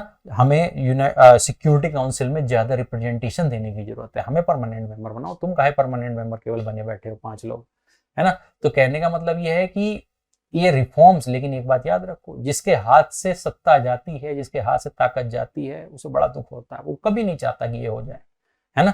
तो जो वेस्टर्न कंट्रीज हैं, जो ऑलरेडी पावरफुल हैं, जो इसमें ऑलरेडी मेजर पावर रखते हैं, वो बिल्कुल नहीं चाहते कि क्या हो, इस तरह का जो हो रिफॉर्म हो। ओके, तो ये एक मेजर दिक्कत है। हाँ, तो इसमें बस यही है कि वो देखिए, कोई भी जो डेवलप्ड नेशन है, अमेरिका, यूके उसमें शामिल है, उसमें इटली, ये सब जो देश हैं जो जो वर्ल्ड वॉर में भी शामिल थे, रशिया, ये सब नहीं चाहते कि उस लेवल पे रिफॉर्म्स हों। इस लेवल पे रिफॉर्म्स जो हैं भारत, जापान, है ना, या फिर जो उभरते हुए देश हैं उनके द्वारा, ब्राजील, ये देश जो जिस तरह की डिमांड रखते हैं उसका रजिस्टर करते हैं फर्स्ट वर्ल्ड कंट्री। तो उस आर्टिकल में, पूरा इस न्यूज में यही है कि यूएनजीए बटा हुआ नजर आ रहा है। और वो उसमें कुछ लोग कह रहे हैं कि भाई हाँ, रिवैम्प हो, सुधार हो, दोबारा से बिल्डअप हो, नया रिप्रेजेंटेशन फिर से डिसाइड किया जाए। लेकिन मेजर जो पुरानी पावर हैं, सुपर पावर्स हैं, वो इसको चेंजेस को एक्सेप्ट करने के लिए तैयार नहीं है। अब इंडिया का क्या की रोल है इसमें? कि इंडिया चाहता है कि बिल्कुल हो भाई। अब हम वो इंडिया नहीं है जो 1947 में थे। आज हमारा कद बहुत बढ़ गया है, आज हम बहुत आगे निकल गए हैं, हमारी रेस्पॉन्सिबिलिटी बहुत बढ़ गई है, हम वर्ल्ड को कंट्रीब्यूट ज्यादा करके दे रहे हैं। तो हमारा रिप्रेजेंटेशन जब ऐसे बढ़ा है, तो हमारा रिप्रेजेंटेशन यूएनजीए में क्यों नहीं बढ़ना चाहिए? जनरल असेंबली में क्यों नहीं बढ़ना चाहिए? यूएनएससी में क्यों नहीं बढ़ना चाहिए? यूएन में हमारा रिप्रेजेंटेशन भी बढ़ना चाहिए, है ना। तो यही बातें हैं कि इंडिया बिल्कुल चाहता है, और इंडिया उन देशों का प्रतिनिधित्व करता है जो चेंजेस की डिमांड कर रहे हैं, है ना। और फर्स्ट वर्ल्ड कंट्रीज जो हैं वो इस चेंजेस को डाइजेस्ट नहीं कर पा रहे। यही इस चीज का क्रक्स है जो इस न्यूज में आपको देखने को मिलेगा। ये न्यूज आती रहती है ना, लेकिन फिर भी आप एक बार पढ़िए, समझिए, फिर हम इस पे आगे फर्दर डिस्कशन करेंगे। ओके, नीचे अगर आप न्यूज देखें तो ये वही है जिन्होंने उड़ीसा के हेल्थ मिनिस्टर को गोली मारी। तो वही ये सब न्यूज है थोड़ी पॉलिटिकल न्यूज है, लेकिन बस आपको बस एक थोड़ा सा याद रखना है कि कहाँ के हेल्थ मिनिस्टर को भी गोली मारी दी किसी सिक्योरिटी पर्सनल ने। तो नेम है उड़ीसा हेल्थ मिनिस्टर। ओके, ये इंटरनेशनल न्यूज का वर्ल्ड का पूरा पेज है।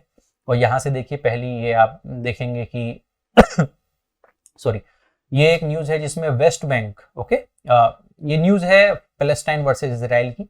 तो वेस्ट बैंक जो है वो पैलेस्टाइन रीजन है ना, गाजा पट्टी, वेस्ट बैंक, ये पैलेस्टाइन में आता है। बाकी रेस्ट ऑफ द एरिया जो जेडुआ एरिया है वो सब किस में आता है? इजराइल में आता है। तो इनके बीच का टसल है।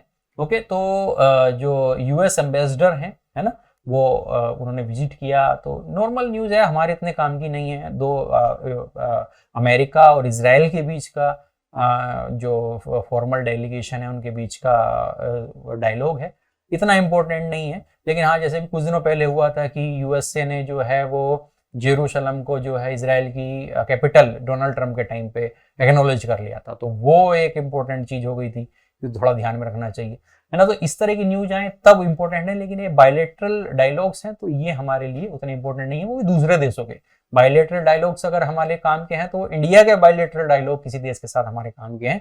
दूसरे देशों के, पाकिस्तान और अफगानिस्तान के बीच क्या बात चल रही है, हमें उससे उतना मतलब नहीं होना चाहिए। प्रिय Johnson, Boris Johnson says Putin made missile strike treat at him, ठीक है ना, उनके बीच का रशिया वर्सेस ब्रिटेन है, हमारे उतने काम का नहीं है।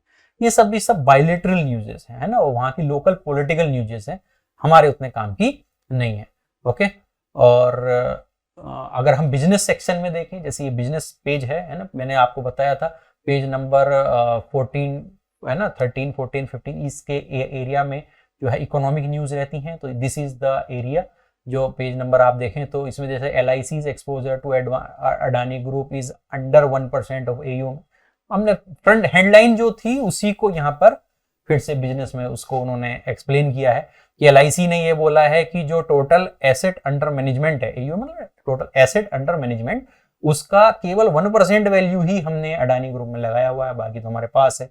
तो लेकिन उनका LIC का 1% भी बहुत बड़ी अमाउंट होती है। LIC कोई छोटी मोटी फर्म तो है नहीं, पूरे देश के लोगों का बीमा का पैसा उसमें लगा हुआ है, एक तरह से देखें आप, उसका 1% भी तो कितना होगा।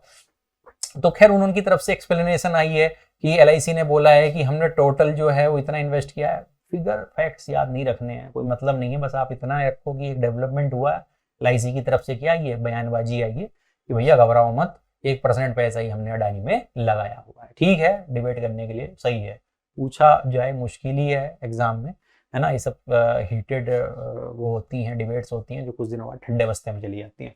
ओके ओके, बाकी इधर ये है L&T लार्ज सेंटर, वो ये सब प्योर इकोनॉमिक पर्सपेक्टिव से है, भैया किसी को टेंडर वेंडर चाहिए, उस तरह का चाहिए तो उसके लिए न्यूज है, हमारे लिए किसी काम की नहीं है ना। ये सब अडानी और ये सब के आसपास बिजनेस में इतना कुछ चल रहा है, तो अडानी ग्रुप आजकल छाया हुआ है, तो उसी के आसपास की न्यूज है, चाहे वो अबू धाबी की हो चाहे कहीं की हो, है ना। ये है बोइंग, एक कंपनी है, उसका डेवलपमेंट है, मतलब नहीं है कुछ देखने का, है ना। उसने इंडिया ने बोला, India said to use emergency law to lift coal power output, एक बार देख सकते हो, कोई इतना कुछ खास डेवलपमेंट इसमें भी मुझे नहीं लगता है। ठीक है, ये सब प्योर बिजनेस न्यूज है, प्योर बिजनेस न्यूज हमारे किसी काम की नहीं है। अगर इंडिया की इकोनॉमी, RBI और इंडिया के फाइनेंस मिनिस्टर, है ना, इनके द्वारा, इंडिया के कॉमर्स मिनिस्टर, इनके द्वारा अगर कोई न्यूज एफिलेटेड होती है तो वो हमारे ज्यादा काम की होती है ना, रेदर देन कि लोकल किसी फर्म के द्वारा कुछ बोला गया, किसी इंस्टीट्यूशन के द्वारा, किसी कंपनी के द्वारा कुछ बोला। अब ओला वाले ने IPO जारी किया है तो उसमें मैं क्या कर सकता हूँ, मैं तो कुछ नहीं कर सकता ना, है ना, तो मेरे वो किसी काम की नहीं है ना। अगर जोमेटो ने कोई नया कुछ किया, वेंचर किया है, तो करे भाई, वो उसकी मर्जी, उसका बिजनेस है, वो करे, है ना, तो वो करेगा, हमारे उस किसी काम का नहीं है वो। अब ये स्पोर्ट्स सेक्शन है, स्पोर्ट्स सेक्शन में आप, मैंने फिर बोला है, अकॉर्डिंगली प्रिपेयर करना है ना, ऐसे नहीं कि अच्छा टेस्ट मैच चल रहा है, वनडे मैच चल रहा है, न्यूजीलैंड की सीरीज चल रही है, अब मैं सब देखूंगा, है ना, तो वो सब नहीं देखना है ना। ऋषभ पंत के चोट लग गई, मैं पढ़ने बैठ गया, मैं उससे सिंपैथी रखता हूँ, ये सब नहीं करना है भाई, है ना। कोई इंपॉर्टेंट मैच, ट्रॉफी, जैसे वर्ल्ड कप हुआ, बड़ा इवेंट है ना, कोई बड़ा इवेंट अगर हुआ है तो उसका ट्रॉफी अगर किसी ने जीता है तो उसको हम देखेंगे, वरना हम उसको क्या कर देंगे, सिंपली स्किप कर देंगे। ऐसी इवेंट्स को रिकॉग्नाइज करना है जो इंटरनेशनल लेवल पर इंपॉर्टेंस रखती है। ओलंपिक हो गया, ग्रैंड स्लैम्स हो गए, है ना, वर्ल्ड कप हो गया, जैसे अभी हाल फिलहाल में कुछ दिनों पहले क्या हुआ, फीफा वर्ल्ड कप हुआ, किसने जीता, गोल्डन बूट कौन था, गोल्डन ग्लव कौन था, वो आप देखिए, वो याद रखिए, वो पूछे जाएंगे। लेकिन ये अभी ये विजय नॉर्मल की, ये भाई ये रणजी ट्रॉफी और ये सब शायद ही पूछा जाए, तो ये याद रखने का इतना जरूरत नहीं है। तो इस तरह से आप देख सकते हैं। तो ये this is the end of the today's paper. तो देखिए 16-17 पेजेस में कितने पेज काम के निकले, बताइए आप, कितने पेजेस हैं काम के टोटल? मुश्किल से 4-5-6 पेज हैं जो हमें पढ़ने हैं। टोटल 7 से 8 न्यूज हैं जो हमें देखनी है ना। तो ये डरने की जरूरत नहीं है, न्यूज़पेपर से बिल्कुल घबराने की जरूरत नहीं है। 16-17 पेज हैं तो वो पर्टिकुलर फील्ड वालों की एक्सपर्टाइज को ध्यान में रख के न्यूज़पेपर डिजाइन किया जाता है कि भाई कोई स्पोर्ट्स रिप्रेजेंटेटर है तो जब वो स्पोर्ट्स का द हिंदू का सेक्शन पढ़े तो उसे ऐसा ना लगे कि यार ये न्यूज मिस कर दी इसने, है ना, वरना वो उनकी क्रेडिबिलिटी पे एक वो क्वेश्चन मार्क हो जाता है। लेकिन हमारा तो ऐसा है नहीं, हमें कोई स्पेशलाइजेशन तो करना नहीं है, हमें केवल और केवल जो है current affair related point of view रखना है, करंट अफेयर के हिसाब से चीजें करनी है। तो हम जो है उसी हिसाब से क्या करेंगे, चीजों को नोटिफाई करेंगे, न्यूज़पेपर को पढ़ेंगे, देखेंगे, समझेंगे। तो हमारा कोशिश, फिर मैं रिपीट कर रहा हूं, यही होना चाहिए एट लास्ट कि किस तरह से पूरे पेपर को मिनिमम टाइम में क्या किया जाए, यूटिलाइज किया जाए। तो अब आप देखिए जितनी न्यूज मैंने आपको बताई, इन न्यूज को पढ़ने में ज्यादा से ज्यादा 50 मिनट, इससे ऊपर का समय नहीं लगेगा, हार्डली 50 मिनट्स लगेंगी। और ये टोटल कवर किया जा सकता है, ऐसी बात नहीं कि ये गप्पाबाजी है। मैं कह रहा हूँ कि कल से हम जब डिस्कस करेंगे रेगुलर बेस पे सारी न्यूज़ेस को देखेंगे, पूरा पेपर हम यहाँ पर इसी तरह से इस फॉर्म में एनालाइज किया करेंगे अब कल से। तो उसके लिए आप ट्यून रहें, हमेशा जुड़े रहें सक्सेस मंत्रा टीम के साथ और मेरे साथ। और इन सब पॉइंट्स को आप ध्यान रखें कि भाई किस तरह से पेपर पढ़ना है, क्या अवॉइड करना है, क्या नहीं पढ़ना है, ये इंपॉर्टेंट है। कल से जब आप मेरे साथ जुड़ेंगे, लगे रहेंगे, बंधे रहेंगे, तो मैं बताता रहूंगा हर न्यूज के साथ कि देखो इस न्यूज को इस तरह से पढ़ा जाता है, इस न्यूज को। तो कुछ समय बाद आप खुद ही वो चीज महसूस करेंगे कि यस, इतने मिनिमम टाइम में 40 to 45 मिनट्स में पूरे न्यूज़पेपर को अच्छे से पढ़कर समझा जा सकता है। It's possible, okay, it's possible, okay. तो ये पॉसिबल है, ठीक है। आज के लिए फिर हम इतना ही रखते हैं, फिर हम कल से इसको कंटिन्यू करेंगे। कल से हम हमारा प्रीमियर लगा करेगा, बता दिया जाएगा यहाँ से कि कब होना है। तो उसको आप जो है ध्यान में रखें और हमारे साथ और हमारी वेबसाइट के साथ, हमारे सेक्शन के साथ हमारे साथ जुड़े रहें। Thank you very much.